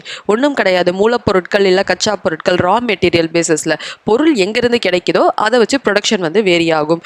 இப்போ ஒரு மரத்தை வச்சு இல்லை ஃபுட் ப்ராசஸிங், மரம் கிடையாது சாரி, இப்போ சக்கரை தயாரிக்கிறாங்க அப்படின்னு வச்சுக்கோங்களேன். இல்லை அப்படின்னா நூல், காட்டன் நூல் தயாரிக்கிறாங்க அப்படின்னா இது எல்லாமே விவசாய பொருட்கள்லேருந்து வந்தது. அப்போது அப்படின்னா இது விவசாய அடிப்படையிலான உற்பத்தி தொழிற்சாலைகள். ஒருவேளை இப்போ மரத்துடைய கூழ், அதுக்கப்புறம் இல்லை அப்படின்னா ஹனி, காட்டிலேருந்து எடுக்கப்படுற தேன், இந்த மாதிரிலாம் வந்துச்சுன்னா அது காடு அடிப்படையிலானது. அப்படின்னா நம்ம ஃபாரஸ்ட் பேஸ்டுன்னு சொல்லுவோம். இல்லை அப்படின்னா மினரல்ஸை வச்சு ப்ரொடியூஸ் பண்ணுறது, மைக்கா, ஸ்டீல் ஃபேக்ட்ரிஸ், அதுக்கப்புறம் இரும்பு ஃபேக்ட்ரி, இந்த மாதிரியெல்லாம் பண்ணாங்க அப்படின்னா அது கனிம அடிப்படையிலானது, மினரல் பேஸ்ட் இண்டஸ்ட்ரி. இப்படி தான் நம்ம தமிழ்நாட்டில் இருக்கும் இண்டஸ்ட்ரீஸை மூலப்பொருட்கள் அடிப்படையில் 3ஆக பிரிக்கிறாங்க. முன்னாடி மூலப்பொருட்கள் அடிப்படையில் எப்படி ஒரு தொழிற்சாலை பிரித்தாங்கன்னு பார்த்தோம். இப்போ தொழிலின் அடிப்படையில், அதாவது தொழில்களின் வகைப்பாடு. ஸோ யார் அதற்கான ஓனர், ஸோ யார் அந்த தொழில்களுக்கு ஓனர், இதை வச்சு 3 வகையாக பிரிக்கிறாங்க. இது தமிழ்நாட்டில் மட்டும் இல்லை, பொதுவாகவே இண்டஸ்ட்ரீஸ் எப்படி பிரிப்பாங்க. தனியார் தொழில்கள், ப்ரைவேட் இண்டஸ்ட்ரி அப்படின்னா ஒருத்தவரோ இல்லை குரூப் ஆஃப் பீப்புளோ சேர்ந்து ஒரு இண்டஸ்ட்ரியை நடத்திட்டு வருவாங்க. இதுக்கு பேர் தனியார் தொழில். இதுவே கவர்மெண்ட் நடத்துச்சு அப்படின்னா அதை பப்ளிக் செக்டார்னு சொல்லுவாங்க, பொதுத்துறை நிறுவனங்கள். For example TNPL, Tamil Nadu paper limited, இது தமிழ்நாடு கவர்மெண்ட் ஓன் பண்ணது. அப்போ இது பொதுத்துறை தொழில்கள். அடுத்தது கூட்டுறவு தொழில்கள் அப்படின்வாங்க. கவர்மெண்ட் ஓன் பண்ணாது, கூட்டுறவு நிறுவனங்கள் ஓன் பண்ணி இருப்பாங்க. நிறைய சர்க்கரை ஆலைகள் கூட்டுறவு நிறுவனங்களால் நடத்தப்பட்டு வருது. ஸோ அடுத்தது கூட்டுத்துறை அப்படின்னு சொல்லுவாங்க. ஸோ கூட்டு நிறுவனங்கள், ஜாயிண்ட் செக்டர் இண்டஸ்ட்ரின்னு சொல்லுவாங்க. அதாவது தமிழ்நாடு கவர்மெண்ட்டும் இருக்கும், அது இல்லாமல் வெளியிருந்தும் 2 பேரும் சேர்ந்து இணைஞ்சு செஞ்சாங்க அப்படின்னா கூட்டுத்துறை. மெயினாக கூடங்குளத்தில் இருக்கிறது, அதாவது திருநெல்வேலியில் இருக்கும் கூடங்குளம் அணுமின் நிலையம் தமிழ்நாடு கவர்மெண்ட்டும் அதில் இன்வெஸ்ட் பண்ணியிருக்கு, ரஷ்யன் கவர்மெண்ட்டும் அதில் இன்வெஸ்ட் பண்ணியிருக்கு. இந்த மாதிரி செஞ்சாங்க அப்படின்னா கூட்டுத்துறை. அதுக்கப்புறம் குடும்ப தொழில்கள், இல்லை அப்படின்னா சிறு தொழில்கள் அப்படின்னு சொல்லுவாங்க. ஸோ இது ஒரு குடும்பமே சேர்ந்து செய்யும், இல்லை 4-5 தெரிஞ்சவங்க சேர்ந்து ஒரு விஷயத்தை செஞ்சாங்க அப்படின்னா அதை சிறு தொழில்கள் அப்படின்னு சொல்லுவாங்க. இந்த மாதிரி பல வகையான தொழில்கள் நம்ம தமிழ்நாட்டில் காணப்படுது. தமிழ்நாடுடைய முக்கியமான தொழிற்சாலைகள் என்ன அப்படின்னா டெக்ஸ்டைல் இண்டஸ்ட்ரி, ஸோ பருத்தி ஆலைகள், அப்புறம் சர்க்கரை ஆலைகள், sugar industry, paper industry, so காகித ஆலைகள், லெதர் இண்டஸ்ட்ரி, அதாவது தோல் பதனிடுவது, அப்புறம் cement industry, so electrical equipment, மின்சார பொருட்கள், ஆட்டோமொபைல், வாகனங்கள், இன்ஃபர்மேஷன் டெக்னாலஜி, தகவல் தொடர்பு, டூரிசம் இண்டஸ்ட்ரி. ஸோ டூரிசம் அப்படின்னா உங்களுக்கு தெரியும், நம்ம அந்த சுற்றி பார்க்க டூர்லாம் போகிறது, இது எல்லாமே முக்கியமான தொழில்கள் நம்ம தமிழ்நாட்டில் நடக்கிறது. இதில் ஒரு தொழிற்சாலைகளை பார்த்துட்டு வரும். முதல்ல டெக்ஸ்டைல் இண்டஸ்ட்ரி ஆஃப் தமிழ்நாடு. எந்த மாவட்டங்களில் இது அதிகம் அப்படின்னா கோயம்புத்தூர், பொள்ளாச்சி, உடுமலைப்பேட்டை, திருப்பூர், காரமடை, ஈரோடு, பவானி, திண்டுக்கல், திருமங்கலம், மதுரை, சங்கரமகார், பாளையங்கோட்டை, பாபநாசம் மற்றும் தேனி, இங்கே எல்லாத்துலேயும் முக்கியமான பருத்தி தொழிற்சாலைகள் இருக்குது. அதிகமாக இருக்கிறது கோயம்புத்தூர் டிஸ்ட்ரிக்டில். ஸோ அதனால தான் அதை மான்செஸ்டர் ஆஃப் சவுத் இந்தியான்னு சொல்லுவாங்க. கிட்டத்தட்ட districts of Coimbatore, Tiruppur and Erode contribute தான் அதிகமாக இருக்குது. அதனால தான் இந்த 3 டிஸ்ட்ரிக்ட்டையும் சேர்த்து டெக்ஸ்டைல் வேலி ஆஃப் தமிழ்நாடு அப்படின்னு சொல்லுவாங்க. திருப்பூர் மட்டுமே 70% நிட்வர் உள்ளாடைகள் தயாரிப்பதில் அதிகமாக இருக்காங்க. ஈரோடு பக்கம் garments and bed spreads, so நம்ம இந்த பெட்டுக்கு மேலே விரிப்புகள் இதெல்லாம் ஈரோடில் அதிகமாக இருக்குது. கரூரை டெக்ஸ்டைல் கேபிட்டல் ஆஃப் தமிழ்நாடு அப்படின்னு சொல்லுவாங்க. அப்புறம் சில்க் டெக்ஸ்டைல் பட்டு உற்பத்தி. ஸோ பட்டு உற்பத்தியில் தமிழ்நாடோட இடம் 4வது இடம். காஞ்சிபுரம் டிஸ்ட்ரிக்ட் தான் அதிகமான பட்டு உற்பத்தி செய்கிறது, குவாலிட்டிலையும் அதிகமாக இருக்கும். அது மட்டும் இல்லாமல் ஆரணி, ராசிபுரம், திருபுவனம் இது எல்லாமே முக்கியமான பட்டு இடங்கள். அதுக்கப்புறம் செரிகல்ச்சர் ட்ரைனிங் இன்ஸ்டியூட் இன் ஹோசூர், இவங்க தான் என்ன பண்ணுறாங்க அப்படின்னா பட்டுப்புழுவிலிருந்து எப்படி நம்ம பட்டு எடுக்கலாம் அப்படின்றத அந்த இடத்துல ஹோசூர்லேருந்து சொல்லித்தராங்க. ஸோ முக்கியமான ஒரு இண்டஸ்ட்ரி அப்படின்றது சர்க்கரை ஆலை. ஸோ கரும்பு நமக்கு ப்ரொடக்ஷன் அதிகம்ன்றதுனால சர்க்கரை ஆலைகள் தமிழ்நாடு ஃபுல்லாகவே அதிகம். தமிழ்நாடோட 10% ஆஃப் சுகர் அதாவது இந்தியாவோட 10% ஆஃப் சுகர் நம்ம தமிழ்நாட்டிலேருந்தே கிடைக்கிது. ஸோ நம்மளோட தமிழ்நாடு கோஆப்ரேட்டிவ் செக்டார் தான் மேக்ஸிமம் இந்த சுகர் இண்டஸ்ட்ரியை ஹேண்டில் பண்ணுறாங்க. தமிழ்நாட்டில் ப்ரெசென்ட்டாக 42 சுகர் மில் இருக்குது. இதில் 16 கோஆப்ரேட்டிவ் இது பண்ணுறாங்க, 3 கவர்மெண்ட்டோடது, 23 ப்ரைவேட் மில்லாக வச்சுருக்காங்க. அதிகமாக இந்த சுகர் இண்டஸ்ட்ரி அதாவது சர்க்கரை ஆலைகள் எங்கே அதிகமாக இருக்குன்னா விழுப்புரம், கடலூர், வேலூர், ஈரோடு, கோயம்புத்தூர், திருவண்ணாமலை, திருச்சிராப்பள்ளி, தஞ்சாவூர், மதுரை டிஸ்ட்ரிக்ட்ல அதிகம். முக்கியமான ப்ரொடக்ஷன் என்னன்னா ஜாகரி, கண்டசாரி மற்றும் சுகர், இது எல்லாம் தான் அதிகமான ப்ரொடக்ஷன் சுகர் இண்டஸ்ட்ரியில. மில்லுடைய பேரும் அது எந்தெந்த ஊரில் இருக்குன்றது கோத்தாரி அரியலூரில் இருக்குது, ராஜஸ்ரீ செம்மேடு தரணி அப்படின்றது விழுப்புரம், சக்தி ஈரோடில் இருக்குது, MP sugars Tirunelveli, Sri Ambika sugars Attur Salem, Dhanalakshmi Srinivasan Perambalur, Bannari Amman Tiruvannamalai. So இது எல்லாமே முக்கியமான சுகர் இண்டஸ்ட்ரி நம்ம தமிழ்நாட்டில் இருக்கிறதுல. ஃபுட் அண்ட் பீவரேஜ் இண்டஸ்ட்ரி அப்படின்வாங்க. ஸோ உணவு மற்றும் அந்த ஜூஸஸ் இந்த மாதிரி ப்ரொடியூஸ் பண்ணுறது, அந்த லிக்விட் ஐட்டம் ப்ரொடியூஸ் பண்ணுறதா பீவரேஜ்ன்னுவாங்க. அதிகமாக நம்ம எக்ஸ்போர்ட் பண்ணுறது என்னென்னா மேங்கோ பல்ப். ஸோ ஸ்லைஸ், இந்த மசாலாலாம், அந்த மாம்பழத்தோட அந்த இது மேங்கோ பல்ப் நம்ம தமிழ்நாட்டில் தான் நம்ம அதிகமாக எக்ஸ்போர்ட் பண்ணுறோம். ஸோ இன்ஸ்டன்ட் ஃபுட் வெரைட்டிஸ், அதாவது உடனே சமைக்கும் இந்த மசாலாக்கள், ஆச்சி, சக்தி, இது எல்லாமே நம்ம தமிழ்நாடு பேஸாகவே அமைஞ்சிருக்கு. அடுத்தது பேப்பர் இண்டஸ்ட்ரி, காகித தொழிற்சாலை. ஆந்திர பிரதேசம் முதல் மாநிலம், 2வது மாநிலமாக இருக்கிறது நம்மளுடைய தமிழ்நாடு. கிட்டத்தட்ட இந்தியாவில் 12% ஆஃப் பேப்பர் நம்மளோட தமிழ்நாட்டில் ப்ரொடியூஸ் பண்ணிடுறாங்க. பேப்பர் ப்ரொடியூஸ் பண்ணுறதுக்கு மூங்கில், அப்புறம் புல் மற்றும் பேகஸ், சுகர் கேனோட சக்கை இதெல்லாமே யூஸ் பண்ணி தான் பேப்பர் ப்ரொடியூஸ் பண்ணுறாங்க. புக்கத்துறை காஞ்சிபுரம்லையும், பவானிசாகர், பள்ளிப்பாளையம், புகழூர்லையும், பாராமத்தி, வேலூர், உடுமலைப்பேட்டை, தோப்பம்பட்டி, கோயம்புத்தூர், நெல்லிக்கோட்டை, சேரன்மாதேவி, இது எல்லாமே முக்கியமான பேப்பர் மில் நம்ம தமிழ்நாட்டில் இருக்கிறது. ரொம்ப முக்கியமானது Tamil Nadu news printing paper limited, TNPL அப்படின்றது. இது வேர்ல்டு பேங்கோட உதவியோட 1979 காகிதபுரம் அப்படின்னு ஒரு ஏரியாவையே புகழூர் அப்படின்ற இடத்துக்கு பக்கத்தில் கரூர் டிஸ்ட்ரிக்டில் உருவாக்குனாங்க. அடுத்தது லெதர் இண்டஸ்ட்ரி, தோல் பதனிடும் தொழிற்சாலைகள். ஸோ மெயினாக தோல் பதனிடுவதில் 70% நம்ம தமிழ்நாட்டிலேருந்து போகுது, 60% அதை எக்ஸ்போர்ட் ஏற்றுமதியும் பண்ணிடுறாங்க. ஸோ முக்கியமாக இந்த தோல் எந்த பகுதியிலலாம் பண்ணுறாங்கன்னா சென்னை, வேலூர், காஞ்சிபுரம், திருவள்ளூர், திருச்சிராப்பள்ளி, திண்டுக்கல், மதுரை டிஸ்ட்ரிக்ட்ல எல்லாமே அதிகமாக தோல் தொழிற்சாலைகள் அதிகமாக காணப்படுது. ஸோ அடுத்தது சிமெண்ட் தொழிற்சாலை. சிமெண்ட் ப்ரொடக்ஷன் தமிழ்நாட்டில் 4th பிக்கெஸ்ட் ஸ்டேட். கிட்டத்தட்ட நாட்டில் 10% ஆஃப் சிமெண்ட் நம்ம தமிழ்நாட்டில் தயாரிக்கப்படுது. Tamil Nadu cement corporation limited, TANCEM அப்படின்றது கவர்மெண்ட் ஃபுல்லாகவே ஓன் பண்ணது. அப்புறம் ஆர்டினரி போர்ட்லேண்ட் சிமெண்ட், OPC மற்றும் சூப்பர் ஸ்டார் சிமெண்ட், இவங்க எல்லாருமே நம்ம தமிழ்நாட்டில் இருக்கும் முக்கியமான சிமெண்ட்ஸ். அப்புறம் ஆட்டோமொபைல் இண்டஸ்ட்ரி, வாகன தொழிற்சாலை. நம்மள தமிழ்நாடோடைய GDPயில் 8% நமக்கு இந்த வாகனம்லேருந்து தான் நமக்கு வருது. ஸோ இது இண்டஸ்ட்ரி 21% பேசஞ்சர் கார்ஸ் இது ப்ரொடியூஸ் பண்ணுறாங்க, 33% commercial vehicle. So commercial vehicle அப்படின்னா பஸ்ஸு, லாரி, இது எல்லாமே கமர்ஷியல் வெஹிக்கல். சென்னையில் மட்டுமே 30% ஆஃப் நம்ம தமிழ்நாட்டில் இருக்கும் வாகனங்கள் ப்ரொடியூஸ் பண்ணுறாங்க, 35% அந்த உதிரி பாகங்கள் ப்ரொடியூஸ் பண்ணுறாங்க. அதனாலேயே நம்ம சென்னையை டெட்ராய் ஆஃப் சவுத் ஏஷியா அப்படின்னு சொல்லுவாங்க. கெமிக்கல் இண்டஸ்ட்ரி, ஸோ மருந்து இதெல்லாம் ப்ரொடியூஸ் பண்ணுறது. ஸோ மெயினாக எங்கெல்லாம்னா சென்னை மணலிலையும், கடலூரில் பன்னாகுடி, அதாவது கடலூர் டிஸ்ட்ரிக்ட், அதுக்கப்புறம் பன்னாகுடி, நாகப்பட்டினம், தூத்துக்குடி, இங்கே எல்லாமே. ஸோ ரொம்ப முக்கியமான கெமிக்கல் இண்டஸ்ட்ரி தமிழ்நாடுடைய ஸ்பிக் உரம் தயாரிப்பது. ஓகேவா? So SPIC, southern petrol chemical industry corporation limited, Manali Pedro chemical limited, இது எல்லாமே ரொம்ப முக்கியமானது. மெயினாக ஸ்பிக் தான் அந்த உரம் ஃபெர்டிலைசர் ப்ரொடியூஸ் பண்ணுறதுக்கு.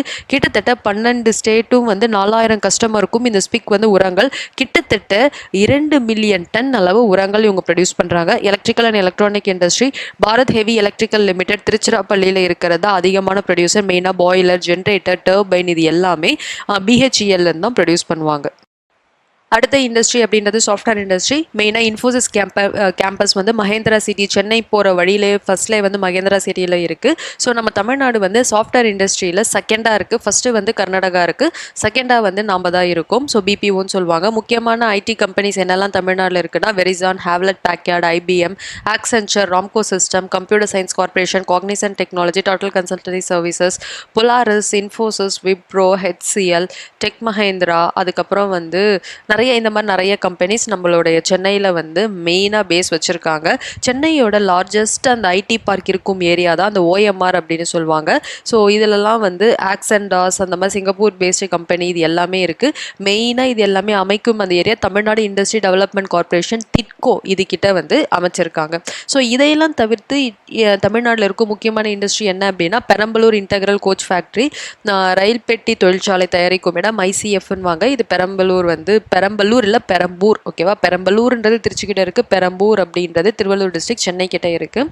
Armoured vehicle and ammunition depot of India, Avadi அதோடைய ஃபுல் பெயர். கிட்டத்தட்ட வந்து இராணுவத்திற்கான உதிரி பாகங்கள் அந்த மிஷின்ஸ் எல்லாம் தயாரிக்கிறதா armed vehicles and ammunition depot of இந்தியான்றது சென்னை பக்கத்தில் இருக்குது. சிவகாசி தான் வந்து நமக்கு கிராக்கர்ஸ் அண்ட் மேட்சஸ், ஸோ வந்து பட்டாசு தொழிற்சாலை இருக்கிறதுனால அது வந்து லிட்டில் ஜப்பான் அப்படின்னு சொன்னது. லிட்டில் ஜப்பான் சிவகாசிக்கு பேர் வச்சது யாருன்னா ஜவஹர்லால் நேரு. தஞ்சாவூர், கும்பகோணம் இங்கெல்லாம் வந்து முக்கியமான அந்த தஞ்சாவூர் சிலைகள், அதுக்கப்புறம் சிற்பங்கள், அந்த மியூசிக் இது எல்லாமே இந்த இடங்கள்ல ரொம்ப ஃபேமஸ். அடுத்தது டூரிசம் அப்படின்னு சொல்லக்கூடிய சுற்றுலாத்துறைகள். ஸோ டூரிசம் நம்ம தமிழ்நாட்டில் வந்து யார் பண்ணுறாங்க அப்படின்னா Tamil Nadu tourism development corporation, DTC. So நீங்கள் ஊட்டி கொடைக்கானல்லாம் போனீங்கன்னா நிறைய கடைகளில், பஸ்களில், நிறைய இடங்களில் இந்த டிடிடிசி அப்படின்ற பேரை பார்ப்பீங்க. தமிழ்நாடு டூரிசம் டெவலப்மெண்ட் கார்பரேஷன் அப்படின்றது. ஸோ நம்ம தமிழ்நாடு டூரிசம் பொறுத்த வரைக்கும் 16% வருது. ஸோ அதுக்கப்புறம் சிப்காட் அப்படின்றது, இதுவும் நீங்கள் உங்கள் ஊருக்கு பக்கத்தில் ஏதாவது ஒரு வார்த்தை சிப்காட்னு கேள்விப்பட்டிருப்பீங்க. சென்னையிலையும் இது அதிகமாக இருக்கும். State industry promotion corporation of Tamil Nadu, இதை தான் வந்து சிப்காட்டன் வாங்க. இதோட லேண்டு வந்து கவர்மெண்ட்டோடது. இங்கே வந்து நீங்கள் இண்டஸ்ட்ரீஸ் கட்டி வந்து வியாபாரம் பண்ணலாம். 1972 இது ஆரம்பிக்கப்பட்டது. Small, medium and large scale industries இதில் இருக்குது. தமிழ்நாடோட முக்கியமான விஷயம் என்ன அப்படின்னா டிரான்ஸ்போர்ட்டேஷன். தமிழ்நாடு ஃபுல்லாகவே ரோடு, ரயில், வாட்டர், ஏர்வேஸ், நேஷனல் ஹைவேஸ் எல்லாத்துலேயும் வந்து நம்ம கனெக்டட். கிட்டத்தட்ட நமக்கு எவ்வளோ நேஷனல் ஹைவேஸ் வந்து இருக்குது அப்படின்னா 4500 கிலோமீட்டர் வரைக்கும் தமிழ்நாடு ஃபுல்லாகவே நமக்கு ஹைவேஸ் இருக்குது. ஸோ ஹைவேஸ் 4500 கிலோமீட்டர் நமக்கு இருக்குது. State highways 5525. ஸோ நமக்கு ஸ்டேட் ஹைவேஸ் தான் அதிகம், ஆனாலும் நேஷனல் ஹைவே நமக்கு 4500 மீட்டர் வரைக்கும் நமக்கு இருக்குது. ஸோ ஸ்டேட் ஹைவே 5525 அவ்வளோ கிலோமீட்டர்ஸ்க்கு நமக்கு தமிழ்நாட்டில் ஸ்டேட் ஹைவேஸ் இருக்குது. அப்புறம் கார்பரேஷன் முனிசிபல் ரோட் பார்த்தீங்கன்னா 17161 கிலோமீட்டர் இருக்குது. டவுன் பஞ்சாயத்து ரோடு வந்து 15591 kilometre. Village panchayat road, villages நமக்கு அதிகம், அதனால் வில்லேஜ் பஞ்சாயத்து ரோடு நமக்கு அதிகமாக இருக்கும். 63538 kilometre. Panchayat union road 32791 kilometre. Forest road 3930 kilometre. So இவ்வளோ ரோட் கனெக்ஷன் நம்ம தமிழ்நாட்டில் நமக்கு இருக்குது. ஸோ தமிழ்நாட்டில் வந்து வெஹிக்குலர் டிரான்ஸ்போர்ட் அப்படின்னு சொல்கிறது என்ன அப்படின்னா ரோடை தாண்டி நமக்கு நிறைய வாகனங்கள் இருக்குது. கிட்டத்தட்ட எவ்வளோ வாகனங்கள் இருக்குது அப்படின்னா 83.9% ஆஃப் வாகனங்கள் இருக்குது. ஸோ நம்ம டிஎன் போர்டெல்லாம் பார்த்துருப்போம் இல்லையா, ரிஜிஸ்ட்ரேஷன். ஸோ TN01, TN02, அதுலேருந்து TN91, TN93 இந்த மாதிரி நிறைய போர்ட்ஸ் இருக்கும். இந்த மாதிரி நமக்கு இருக்கிறது 64 வெஹிக்குலர் ஜோன்ஸ். ஸோ அந்த தமிழ்நாடை பொறுத்த வரைக்கும் நமக்கு எத்தனை வெஹிக்குலர் ஜோன் இருக்குன்னா கிட்டத்தட்ட 64. ஸோ ஆர்டிஓஸ் அப்படின்னு சொல்கிற இடங்கள்ல தான் நமக்கு இந்த ரெஜிஸ்ட்ரேஷன் பண்ணுவாங்க. இருக்கிறதுலையே அதிகமான டிரான்ஸ்போர்ட் ஆஃபீஸர்ஸ் இருக்கிறது வந்து சென்னையில் தான், ஓகேவா? அப்புறம் ரீசன்ட் டெவலப்மெண்ட் இன் ரோட் வந்து டிரான்ஸ்போர்ட்டேஷன் எங்கே அப்படின்னா சென்னையில் தான் நமக்கு அதிகமாக இருக்குது. ஸோ மத்திய கைலாஷ் அப்படின்ற பகுதி அடையாறில் ஆரம்பித்து சிறுசேரி மகாபலிபுரம் வரைக்கும் வரத ஓஎம்ஆர்னு சொல்லுவாங்க, ஓல்டு மகாபலிபுரம் ரோட் அப்படின்றது. இது கிட்டத்தட்ட இந்த ரோடோட இதுவே பார்த்தீங்க அப்படின்னா இது 2 கிலோமீட்டர்ஸ் கிடையாது, அதை விட ரொம்ப பெருசு. இதுக்கு பேர் எக்ஸ்பிரஸ் ஐடி, அதாவது ஐடி எக்ஸ்பிரஸ் வே அப்படின்னு சொல்லுவாங்க. நீங்கள் சென்னைக்கு போனீங்க அப்படின்னா பாருங்கள். ஸோ வந்து இதுதான் வந்து ஏன் அப்படின்னா அந்த ஏரியா ஃபுல்லாக ஐடி கம்பெனிஸ் இருக்கும். எல்லா ஐடி கம்பெனிஸையும் கனெக்ட் பண்ணுறதுக்காகவே மத்திய கைலாஷ்லேருந்து சிறுசேரி வரைக்கும் இந்த ரோடை போட்டிருப்பாங்க. அதுக்கப்புறம் சென்னையில் ஆரம்பித்து பாண்டிச்சேரி வழியாக கன்னியாகுமரி வரைக்கும் நமக்கு போய் கனெக்ஷன் இருக்கிறது தான் இசிஆர் அப்படின்னு சொல்லுவாங்க, ஈஸ்ட் கோஸ்டல் ரோட் அப்படின்றது. ஸோ இது வந்து ஃபுல்லாகவே வந்து சைடில் பீச்சஸ் பக்கத்தில் நமக்கு வந்து ரோடு இருக்கும். மெயினாக சென்னை, கடலூர், பாண்டிச்சேரி வரைக்கும் கனெக்டிவிட்டி அதிகமாக இருக்கும். அப்புறம் ஆனால் அதோட நிற்கிறதில்ல, பாண்டிச்சேரியோட நிற்கிறதில்ல, கிட்டத்தட்ட ராமநாதபுரம், கன்னியாகுமரி வரைக்கும் இதோட எக்ஸ்டென்ஷன் இருக்குது. கோல்டன் குவாட்ரிலேட்ரல் ப்ராஜெக்ட் இது ஆல் ஓவர் இந்தியாவில் இருக்கும். 4 முக்கிய சிட்டியை வந்து கனெக்ட் பண்ணுறது தான் கோல்டன் குவாட்ரிலேட்ரல் ப்ராஜெக்ட் அப்படின்வாங்க. டெல்லி, மும்பை, கொல்கட்டா, சென்னை. ஸோ நமக்கு சென்னை தமிழ்நாட்டில் இருக்கிறதுனால கோல்டன் குவாட்ரிலேட்ரல் ப்ராஜெக்டோடைய ஒரு பகுதி கிட்டத்தட்ட 1232 கிலோமீட்டர் நம்ம தமிழ்நாட்டில் சென்னை இருக்கிறதுனாலே நமக்கு இந்த கோல்டன் குவாட்ரிலேட்டரலோட 1232 கிலோமீட்டர் நம்ம தமிழ்நாட்டில் இருக்குது. அடுத்தது ரயில்வேஸ். ஸோ ரயில்வேஸ் அப்படின்னு எடுத்துக்கிட்டோன்னா பொதுவாகவே ரயில்வேஸை 4ஆக பிரிப்பாங்க. ஒன்றும் கிடையாது. ஸோ 2 அந்த ரயில்வே ட்ராக்குக்கு நடுவில் இருக்கும் அந்த கேப்பை வச்சு ப்ராட் கேஜ், மீட்டர் கேஜ், நேரோ கேஜ் அண்ட் சப்பர்பன் ரயில்வே அப்படின்வாங்க. ஸோ தமிழில் பார்த்தீங்கன்னா அகன்ற இரும்பு பாதை, மீட்டர் கேஜ்னா மீட்டர் இரும்பு பாதை, நேரோ கேஜ் அப்படின்னா குறுகிய இரும்பு பாதை, சப்பர்பன் ரயில்வே அப்படின்னா புறநகர் ரயில்கள். ஸோ தமிழ்நாடை பொறுத்த வரைக்கும் எவ்வளோ கிலோமீட்டர் நமக்கு ரயில்வே ட்ராக் இருக்குன்னா 5952 கிலோமீட்டர் வரைக்கும் இருக்குது. எத்தனை ரயில்வே ஸ்டேஷன் இருக்குது அப்படின்னா 532 ரயில்வே ஸ்டேஷன் இருக்கு. மெயினாக நம்ம தமிழ்நாடு ரயில்வேஸை சதர்ன் ரயில்வே ஜோன்னு சொல்லுவாங்க. தலைநகரம் வந்து சென்னை. அதுலேயுமே வந்து 6 டிவிஷன்ஸாக பிரிக்கிறாங்க. மதுரை, சேலம், சென்னை, பாலக்காடு, திருவனந்தபுரம் மற்றும் திருச்சிராப்பள்ளி, இப்படி தான் நம்மளோட 6 சவுத் ஜோன்ஸையும் பிரிப்பாங்க. ஸோ இதில் நமக்கு தமிழ்நாடுடைய பங்கு அதிகம். அதே மாதிரி நிறைய ப்ராட் கேஜஸை 25% ஆஃப் லென்த்தை வந்து எலக்ட்ரிக் ட்ரெயினாக வந்து மாற்றிருக்காங்க. அடுத்தது வாட்டர்வேஸ் அப்படின்னு சொல்லக்கூடிய நீர்வழி போக்குவரத்து. ஸோ தமிழ்நாடுடைய கோஸ்ட் லைன் கடற்கரையே கிட்டத்தட்ட 1000 கிலோமீட்டர் இருக்குது. ஸோ முக்கியமான 3 துறைமுகங்கள் சென்னை, தூத்துக்குடி, எண்ணூர், இந்த 3 முக்கியமான துறைமுகங்கள். இது இல்லாமல் நிறைய குட்டி குட்டி துறைமுகங்கள் இருக்குது. கடலூரில் இருக்குது, நாகப்பட்டினத்தில் இருக்குது, குளச்சலில் இருக்குது, ராமேஸ்வரத்தில் இருக்குது. ஸோ தமிழ்நாடோட முக்கியமான ஒரு ப்ராஜெக்ட் தான் இந்த சேது சமுத்திரம் அப்படின்ற ஒரு ஷிப்பிங் ப்ராஜெக்ட். ஸோ அதுக்கப்புறம் கம்யூனிகேஷன், தகவல் தொடர்பு, இதுலேயுமே நம்ம வந்து கம்யூனிகேஷன்லேயுமே நம்ம வந்து ஒரு ஸ்டெப் வந்து முன்னாடி தான் இருப்போம். நம்ம கம்யூனிகேஷன் வந்து நல்லாவே இருக்கும். ஸோ கிட்டத்தட்ட நம்ம என்னெல்லாம் யூஸ் பண்ணுறோம் அப்படின்னா போஸ்டல் லெட்டர் யூஸ் பண்ணுறோம், telegram, telephone, internet, email, fax, இது எல்லாமே யூஸ் பண்ணுறோம்.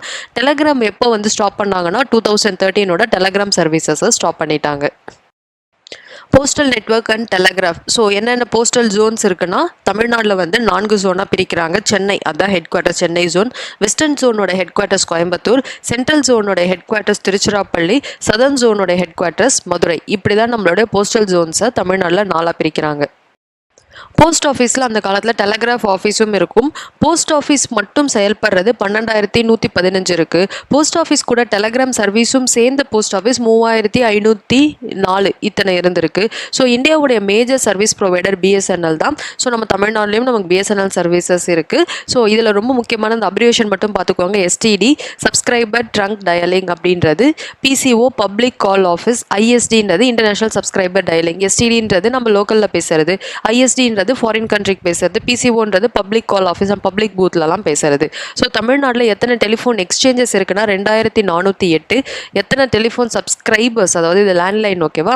ஸோ இவ்வளோ சப்ஸ்கிரைபர்ஸ் இருக்காங்க. அது இல்லாமல் நமக்கு ஃபோன்லாம் மொபைல் கனெக்ஷன்லாம் அதிகமாக இருக்குது. பாரதி ஏர்டெல், டாடா, ரிலையன்ஸ், ஏர்டெல், ஏர்செல், வோடோஃபோன், இந்த மாதிரி நிறைய வந்து ப்ரைவேட் கம்பெனிஸ் எல்லாமே நம்ம தமிழ்நாட்டில் இருக்குது.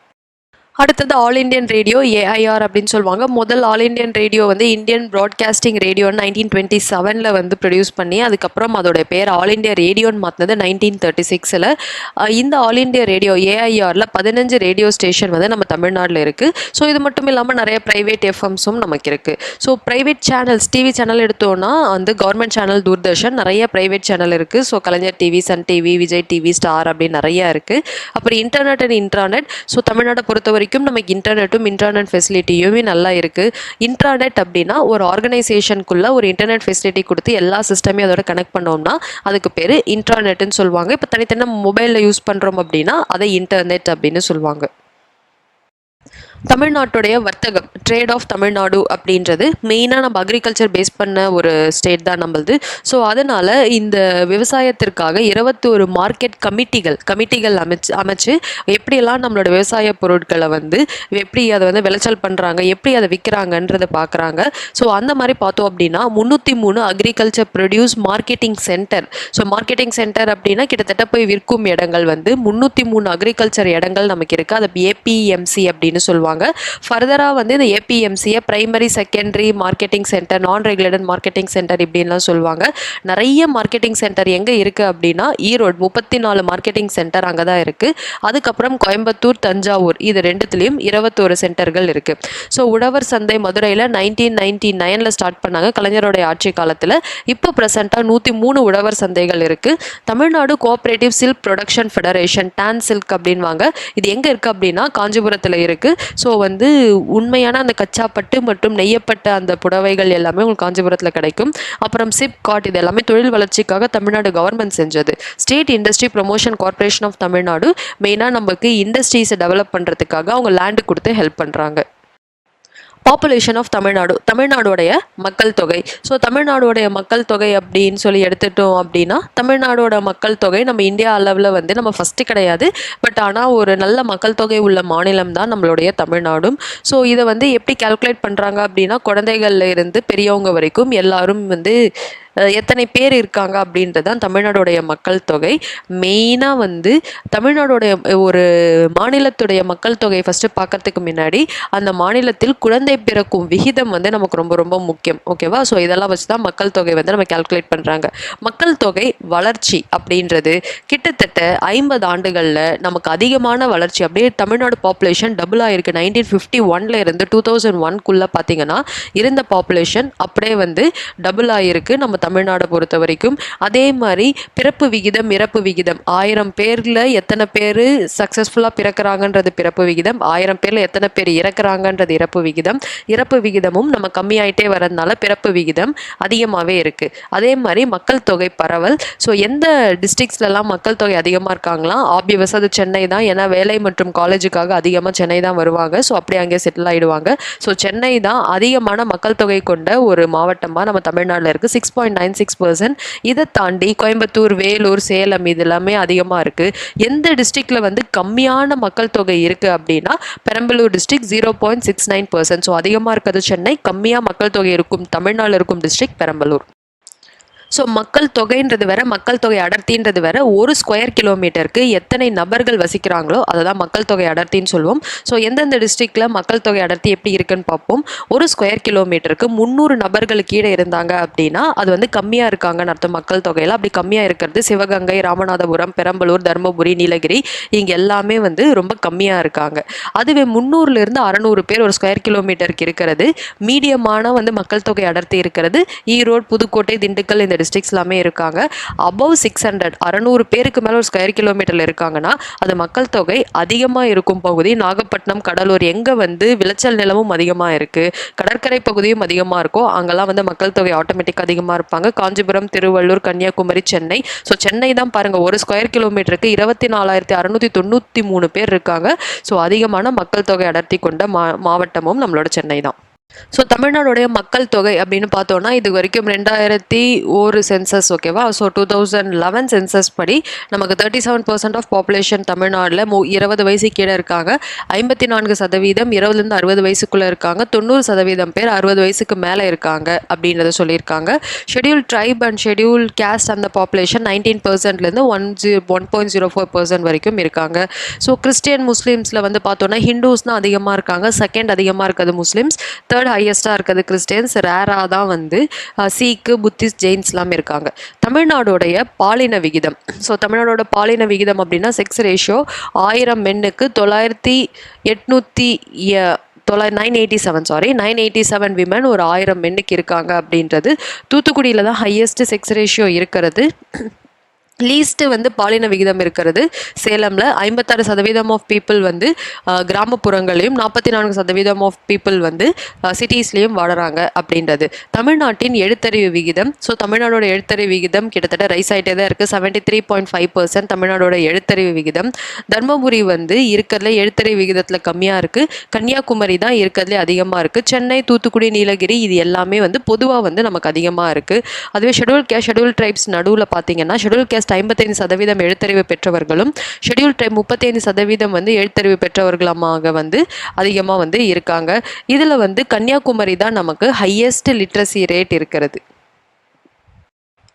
ஆக்குபேஷன், ஸோ வேலைக்கு செல்பவர்கள். ஸோ இது வந்து 2001 சென்சஸ் படி தான் நம்ம கொடுத்துருக்காங்க. தமிழ்நாட்டில் வந்து 44.67% வந்து தமிழ்நாடுடைய ஒர்க்கர்ஸ் இருக்காங்க. நான் ஒர்க்கிங் வேலைக்கு போகாதவர்கள் 55.33% பேர். இதில் வந்து 41.5% பேர் பிரைமரி செக்டர், அக்ரிகல்ச்சர் இந்த மாதிரி இதில் ஈடுபடுறவங்க. ஸோ 27.7% பேர் வந்து இண்டஸ்ட்ரீஸில் ஈடுபடுறாங்க. 30.8% பேர் டெர்ஷியர் செக்டர், சாஃப்ட்வேர் மாதிரி இண்டஸ்ட்ரீஸில் ஒர்க் பண்ணுறாங்க. ஒரு முக்கியமான ஒரு கூற்று இருக்குது, இதை யார் சொன்னாங்க அப்படின்னு பார்த்துக்கோங்க.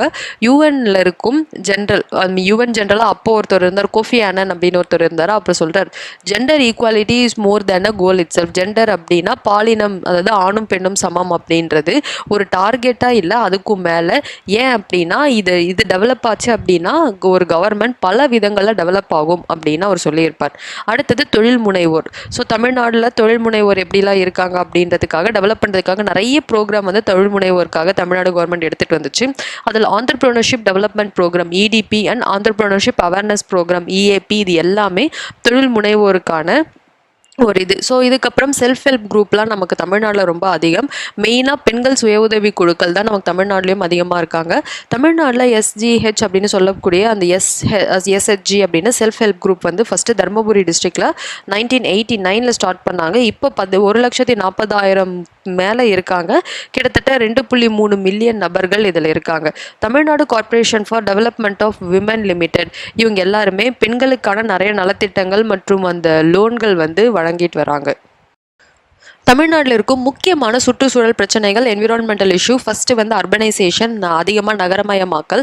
ரெண்டாவது டீஃபாரஸ்டேஷன், காடுகள் அழிக்கப்படுது. என்விரான்மெண்டல் பொல்யூஷன், சுற்றுச்சூழல் மாசுபாடு. குளோபல் வார்மிங், உலகம் வெப்பமயமாதல். இது எல்லாமே தமிழ்நாட்டில் இருக்கும் முக்கியமான பிரச்சனை. இதில் முதல் பிரச்சனை நகரமயமாதலில் பார்ப்போம். கிட்டத்தட்ட 45% ஆஃப் வந்து நகரங்கள் வந்து நகரமயமாக்கப்படுது. அதாவது கிட்டத்தட்ட 45% மக்கள் வந்து நகரத்திற்கு வந்துட்டாங்க அப்படின்ற மாதிரி இருக்குது. ஸோ இந்தியாவிலேயே வந்து செகண்ட் ஹையஸ்ட் அர்பனைஸ்டு ஸ்டேட் அப்படின்றது நம்ம தமிழ்நாடாக தான் இருக்குது. தமிழ்நாடு ஸ்லம் கிளியரன்ஸ் போர்டு என்ன பண்ணுவாங்க அப்படின்னா, நிறைய அந்த சிட்டியில் இருக்கும் ஸ்லம்ஸை கிளியர் பண்ணிவிட்டு அவங்களுக்கு வீடு கட்டித்தரது தான் தமிழ்நாடு ஸ்லம் கிளியரன்ஸ் போர்டோடைய முக்கியமான வேலை. ஸோ அதுக்கப்புறம் சில முக்கியமான அந்த காடு அழிப்புகளில் என்னென்ன பிரச்சனை அப்படின்னா, விலங்குகளை வந்து அழித்து அதோட முடியை வச்சு பெயிண்ட் ப்ரஷ் பண்ணுறது. அதுக்கப்புறம் வந்து இந்த பட்டு புடவை, இந்த பட்டு ஆடைகள் பண்ணுறேன்னு சொல்லி பட்டு புழுக்களை கொல்றது. அதுக்கப்புறம் வந்து இந்த சில்வர் ஃபாயில் பேப்பர்ஸ் நம்ம யூஸ் பண்ணுறோம் இல்லையா, இதுக்காக வந்து மாடுகளுடைய அந்த வயிற்று பகுதியில் கொழுப்புகள் எடுக்கிறது. அதுக்கப்புறம் வந்து இந்த நகைகளுக்காக யூஸ் பண்ணப்படும் அரக்கு, கல் நகைகள் பதிக்கிறதுக்காக அது லேக்குன்னு சொல்லுவாங்க, இதுக்காக நிறைய பூச்சிகள் கொல்லப்படுவது. இது எல்லாமே நம்ம தமிழ்நாட்டில் அதிகமாக இருக்கிறதுனால காடு அழிப்பும் நமக்கு அதிகமாக இருக்குது. Noise pollution. ஸோ வந்து என்ன அப்படின்னா, இது நம்ம டெய்லியுமே கேட்குறது, காலையில் எழுந்த உடனே நிறைய வண்டி போகிற சத்தம், ஸோ ரோட்டில் போனாலே நிறைய சத்தம், இந்த மாதிரி நிறைய சத்தத்தை நம்ம கேட்டுகிட்டே இருக்கும்பொழுது நம்மளோட இயல்பு வாழ்க்கை வந்து நிறைய டிஸ்டர்ப் ஆகும். ஸோ இதெல்லாம் தடுக்கிறதுக்காக நிறைய இனிஷியேட்டிவ் கவர்மெண்ட்ஸும் எடுத்திருக்காங்க. ஸோ அது மட்டும் இல்லாமல் ஒரு சில முக்கியமான நாட்கள் கவர்மெண்ட்டால் கொண்டாடப்படுது. என்ன அப்படின்னா, உலக சுற்றுச்சூழல் தினம். இந்த டேட் எல்லாமே ரொம்ப முக்கியம், நல்லா ஞாபகம் வச்சுக்கோங்க. வேர்ல்டு என்விரான்மெண்டல் டே June 5, எர்த் டே புவி தினம் April 22, ஓசோன் டே, ஓசோன் தினம் 16th செப்டம்பர். இது எல்லாமே நம்ம கொண்டாடுறோம். ஏன் அப்படின்னா நம்ம வந்து ஐடி இண்டஸ்ட்ரீஸ்லாம் சீக்கிரம் சாஃப்ட்வேர்லாம் ரொம்ப வளர்ந்துட்டு வருது. ஸோ அதனால் வேஸ்ட்லாம் நமக்கு அதிகமாக இருக்குது.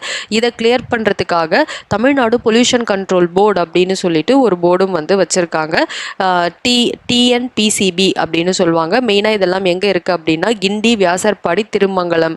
இதை இங்கே எல்லாத்துலேயும் வெஹிக்குலர் எமிஷன், அதாவது புகை, வண்டியிலேருந்து புகை வெளிவருது இல்லையா, ஸோ இந்த வெஹிக்குலர் எமிஷனை செக் பண்ணுறது தான் தமிழ்நாடு பொல்யூஷன் கண்ட்ரோல் போர்டு. கிட்டத்தட்ட 46 ஏர் பொல்யூஷன் மானிட்டரிங் ஸ்டேஷன் எல்லாமே நம்ம சென்னை சிட்டியை சுற்றியே இருக்குது. அப்புறம் மண் நம்மளோட மண்ணை வந்து பாதுகாக்கணும். ஏன்னா நிறைய இடங்களில் மண் அரிப்பு இருக்குது. ஸோ அதனால எங்கெல்லாம்னா கம்பம் வேலி, அப்புறம் திருநெல்வேலி, தூத்துக்குடி, ராமநாதபுரம்லலாம் மண் அரிப்பு அதிகமாக இருக்குது. ஸோ அந்த இடங்கள்லாம் வந்து மண் அரிப்பை எப்படி தடுக்கலாம் அப்படின்னு சொல்லிட்டு அந்த மண்ணுக்கு ஏற்ற மாதிரியான மரங்கள் வைக்கப்பட்டுச்சுன்னா மண் அரிப்பு தடுக்கப்படும். அப்போ அந்த மண்ணை டெஸ்ட் பண்ணி என்ன மரங்கள் வைக்கணும் அப்படின்றத யார் கண்டுபிடிச்சி சொல்லுவாங்கன்னா, தமிழ்நாடு அக்ரிகல்ச்சர் டிபார்ட்மெண்ட்டில் வந்து சாயில் டெஸ்டிங் லெபோரட்டரி, மண்ணை வந்து பரிசோதனை பண்ணுறதுக்கான லெபோரட்டரிஸ் நிறைய வச்சுருக்காங்க. அதில் டெஸ்ட் பண்ணி என்ன மரம் வைக்கலாம்னு சொல்லுவாங்க. கிட்டத்தட்ட தமிழ்நாட்டில் 16 நடமாடும் மண் பரிசோதனை ஆய்வகங்கள், மொபைல் சாயில் டெஸ்டிங் லெபோரட்டரிஸ் நம்ம தமிழ்நாட்டில் இருக்குது.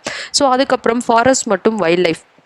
காடு மற்றும் காட்டு விலங்குகளை பாதுகாக்கிறதுக்காக ஆல்ரெடி நம்ம காடே வந்து கம்மியாக தான் இருக்குது. இந்தியன் கவர்மெண்ட் சொன்ன மாதிரி 33% நம்ம காடு இருக்கணும், அட்லீஸ்ட் 33% இருந்திருக்கணும். நமக்கு அது கூட கிடையாது, கிட்டத்தட்ட வெறும் 17% தான் இருக்குது. ஸோ காடுகளை நம்ம கண்டிப்பாக வந்து காப்பாற்றணும். அதுக்காகவே நமக்கு தனியாக 13, அப்புறம் காட்டு விலங்குகளை பாதுகாக்கணும்.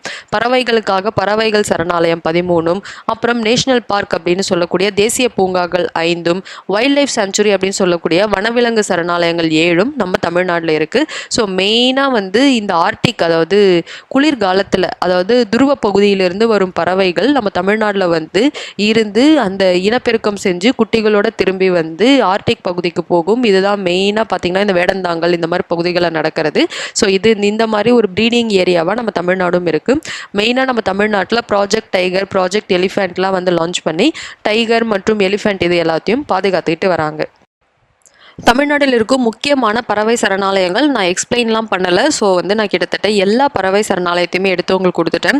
ஸோ உங்களோட பிடிஎஃப் வந்து நம்ம இந்த வீடியோட பிடிஎஃப் வந்து நம்ம டெலகிராம் சேனல்லே நம்ம அப்லோட் பண்ணிவிடுவோம். ஸோ என்னென்ன பறவை சரணாலயங்கள் எந்தெந்த டிஸ்ட்ரிக்டில் இருக்குது அப்படின்னு பார்த்துக்கோங்க. ஸோ ஃபஸ்ட்டு இம்பார்ட்டண்ட்டாக இருக்கிறத மட்டும் எக்ஸ்பிளைன் பண்ணிவிடுவேன். ஸோ மீதி எல்லாத்தையும் நீங்களே பார்த்துக்கோங்க. சித்திரங்குடி பேர்ட் சாங்சுரி ராமநாதபுரம், அப்புறம் வந்து கஞ்சிராங்குளம் பேர்ட் சாங்சுரி அதுவும் ராமநாதபுரம், அதுக்கப்புறம் வந்து கீழ செலவனூர், மேல செலவனூர் மற்றும் செலவனூர் பேர்ட் சாங்சுரி அதுவும் Ramanathapuram, gulf of Mannar national park இதுவும் ராமநாதபுரம், கரைவெட்டி பேர்ட் சாங்சுரி அரியலூர், அப்புறம் Koonthankulam bird sanctuary Tirunelveli, Kalakkad wildlife sanctuary tiger reserve Tirunelveli. இது எல்லாமே ரொம்ப முக்கியமான தமிழ்நாட்டில் இருக்கும் சரணாலயங்கள். இது மட்டும் கிடையாது, நிறைய சரணாலயங்கள் இருக்குது. ஸோ அதெல்லாம் என்ன அப்படின்றத ஒரு தடவை பார்த்துக்கோங்க. பொறுத்துகளையோ இல்லை டைரக்ட் கொஷினாவோ கேட்டாங்கன்னா உங்களுக்கு எழுத தெரியணும். பயோஸ்பியர் ரிசர்வ்ஸ் ஆஃப் தமிழ்நாடு, உயிர்கோள காப்பகம் அப்படின்னு சொல்லுவாங்க. உயிர்கோள காப்பகம் அப்படின்னா காடும் இருக்கும், நிலமும் இருக்கும், அதுக்குள்ளே வனவிலங்குகளும் இருப்பாங்க, அன்டிஸ்டர்ப்டாக வாழ்ந்துட்டு இருந்தாங்க அப்படின்னா அந்த பயோஸ்பியர் ரிசர்வ் உயிர்கோள காப்பகம்னுவாங்க. தமிழ்நாட்டில் 3 உயிர்கோள காப்பகங்கள் இருக்குது. முதல் நீலகிரிஸ், 2வது கல்ஃப் ஆஃப் மன்னார், 3வது அகஸ்திய மலை. இந்த 3ம் ரொம்ப ரொம்ப முக்கியம். ஸோ இந்த இடங்கள்லாம் காப்பாற்றுறதுக்காக நிறைய அமைப்புகள் இருக்காங்க. ஃபஸ்ட்டு வந்து FRLHD அப்படின்றது foundation of revitalisation of local health and traditions இவங்களும், DANIDA Danish international developmental agency இவங்களும், அதுக்கப்புறம் MPCA medicinal plant conservational area அப்படின்ற இவங்க எல்லாருமே இந்த உயிர்கோள காப்பகத்தை வந்து ப்ரொடெக்டும் பண்ணுவாங்க. அதில் இருந்து ஹியூமனுக்கு ஏதாவது நல்லது பண்ண முடியுமான்னு பார்ப்பாங்க. இல்லை MPCA ரொம்ப முக்கியம், மெடிசினல் பிளான்ட் கன்சர்வேஷனல் ஏரியா, அதாவது மூலிகை செடிகளை வளர்த்து அந்த மூலிகை செடிகள் மூலம் மக்களுக்கு வந்து பயன்படும் வகையில் அந்த ஏரியாக்கள்லாம் அன்டிஸ்டர்ப்டாக வச்சுருப்பாங்க. அப்படி ஒரு 11 ஏரியாக்கள் நம்ம தமிழ்நாட்டில் இருக்குது. ஒன்று அழகர் கோவில், கொடைக்கானல், கொல்லிமலை, குறும்பாரம், குற்றாலம், முண்டாந்துறை, அம்பாசமுத்திரம், பேச்சிப்பாறை, தண்ணிப்பாறை, தேன்மலை, டாப் ஸ்லிப். இது எல்லாமே மருத்துவ செடிகள் வளர்கிறதுக்கான இடம். பட் எல்லாரும் வளர்த்துற முடியாது. இந்த கன்சர்வேட்டிவ் ஏரியான்றது கவர்மெண்ட்டும் இந்த ஏஜென்சிகளும் சேர்த்து தான் அங்கே வந்து இந்த மருத்துவ செடிகள்லாம் வளர வைக்கிறாங்க. முன்னாடி MPCAன்னு ஒன்று பார்த்தோம். ஆல்ரெடி அங்கே மருத்துவ செடிகள் இருக்கும், அதை காப்பாற்றுறதும் அந்த இடத்துல இன்னும் கூடுதலாக பண்ணுறது தான் MPCAவோட வேலை. ஒரு சில இடங்களில் மருத்துவ செடிகளே கிடையாது, அந்த இடத்துல மருத்துவ செடிகளை வளர வைக்கிறது தான் மருத்துவ வளர்ச்சி பகுதி, MPDAன்னு சொல்லுவோம், medicinal plant developmental area. So எங்கெல்லாம் அப்படின்னா ஆத்தூர், செங்கல்பட்டு, கோயம்புத்தூர், தருமபுரி, தொட்டபெட்டா, மதுரை, சேலம், வேலூர், இந்த 8 இடங்களில் MPDA அப்படின்வாங்க, மெடிசினல் பிளான்ட் டெவலப்மெண்டல் ஏரியா. அடுத்தது வெட்லேண்ட் கன்சர்வேஷன் அப்படின்னு சொல்லக்கூடிய ஈரநில இல்லைனா சதுப்பு நில பாதுகாப்பு. ஸோ இந்த சதுப்பு நிலங்கள்லாம் பாதுகாத்துட்டே வரணும். எங்கெல்லாம் வந்து மார்ஷி லேண்ட் சதுப்பு நிலங்கள் 6 மீட்டர் டெப்த்தும் அது இல்லாமல் பெர்மனன்ட் வாட்டர் இல்லாமல் சதன்னு இருந்துச்சுன்னா சதுப்பு நிலம் அப்படின்னு சொல்லுவோம். எங்கெல்லாம் நமக்கு சதுப்பு நிலம் இருக்குது அப்படின்னா பாயிண்ட் கேலிமர் அப்படின்ற இடம், அதுக்கப்புறம் கழுவேனில் அப்படின்ற இடம் விழுப்புரம், பள்ளிக்கரணை சென்னை, அப்புறம் முத்துப்பேட்டை பிச்சாவரம், அப்புறம் ராமநாதபுரத்தில் ஒரு சில ஏரியாக்களில் சதுப்பு நிலங்கள் நமக்கு அதிகமாக இருக்குது. அப்புறம் உயிர் வாயு பயோகேஸ்ன்னு வாங்க. ஸோ பயோகேஸ் டெவலப் பண்ணுறதுக்காகவே தமிழ்நாடு ஒரு ப்ரோக்ராம் வச்சுச்சு, தமிழ்நாடு பயோகேஸ் டெவலப்மெண்டல் ப்ரோக்ராம். இதை வச்சு 1285 பயோகேஸ் பிளான்ட்டை வந்து மார்ச் 2008 வந்து எடுத்துக்கிட்டு வந்தாங்க. ஓகேவா? ஸோ நம்ம பயோஃபியூயல் கிட்டத்தட்ட வந்து இயற்கை எண்ணெய் அப்படின்னு சொல்லுவோம், இல்லைனா மூலிகை பெட்ரோல் அப்படின்னு சொல்லுவோம். ஸோ அந்த மாதிரி வந்து பயோஃபியூயலில் வந்து 7 ஸ்டேட்டில் நம்ம வந்து இந்தியா நம்ம தமிழ்நாடும் one of the state. So நம்ம தமிழ்நாட்டில் யூஸ் பண்ணுற பெட்ரோலில் 5% எத்தனால் பிளெண்டோட இருக்கும். இது 2003 இருக்குது. எங்கேருந்து இந்த மூலிகை எண்ணெய்கள் எடுக்கிறாங்க அப்படின்னா மெயினாக ஜட்ரோப்பா அப்படின்ற ஒரு செடி, காட்டு ஆமணக்குன்னு சொல்லுவாங்க, அதுதான் வந்து யூஸ் பண்ணுறாங்க. அதை தவிர்த்து நீம், அதாவது வேப்ப இலை, கருணி மற்றும் புங்கம், இந்த இடங்கள், இந்த மரங்களில் இருந்துலாம் இந்த பயோஃபியூயலுக்கான எண்ணெய்கள் வந்து மேக்ஸிமம் எடுக்கிறாங்க. அதில் அதிகமானது காட்டு ஆமணக்கு ஜட்ரோப்பாலேருந்து தான் அதிகமாக இந்த மூலிகை எண்ணெய் எடுக்கப்படுது. ஸோ அவ்வளோதான் ஃப்ரெண்ட்ஸ், நம்ம தமிழ்நாடு ஜியாகிரஃபி ஃபுல்லாகவே கவர் பண்ணி முடிச்சிட்டோம். இதில் யாருக்காவது டவுட் இருந்துச்சு அப்படின்னா தாராளமாக வந்து கமெண்ட்டில் கேளுங்க. ஸோ என்னால் முடிஞ்ச வரைக்கும் நான் டவுட்ஸை வந்து கமெண்ட்டில் கிளியர் பண்ணுறேன். ஸோ இதில் இருக்கும் எல்லா பாயிண்ட்ஸும் நீங்கள் கவர் பண்ணி படிச்சிங்கனாலே தமிழ்நாடு ஜியாகிரஃபியில் பிலிம்ஸில் கேட்குற கேள்வியாக இருக்கட்டும், மெயின்ஸில் கேட்குற கேள்வியாக இருக்கட்டும், உங்களால் ஈஸியாக ஆன்சர் பண்ண முடியும். அதே மாதிரி இந்த வீடியோவோடைய நோட்ஸ் நம்ம டெலகிராம் சேனலில் அப்லோட் பண்ணிவிடுவோம். நோட்ஸ் வேணுன்றவங்க டெலகிராம் சேனலோட லிங்க் நம்ம வீடியோட டிஸ்கிரிப்ஷனில் கொடுத்துருப்போம். அதை கிளிக் பண்ணி அதுக்குள்ளே போயிட்டு நோட்ஸையும் டவுன்லோட் பண்ணிக்கோங்க. இந்த வீடியோ உங்களுக்கு பிடிச்சிருந்துச்சு அப்படின்னா லைக் பண்ணுங்கள். ஸோ படிக்கிற உங்கள் ஃப்ரெண்ட்ஸ் எல்லாரோடையும் இந்த வீடியோஸை ஷேர் பண்ணுங்கள். மறக்காமல் இந்த சேனலை சப்ஸ்கிரைப் பண்ணிக்கோங்க. So bye friends, thank you.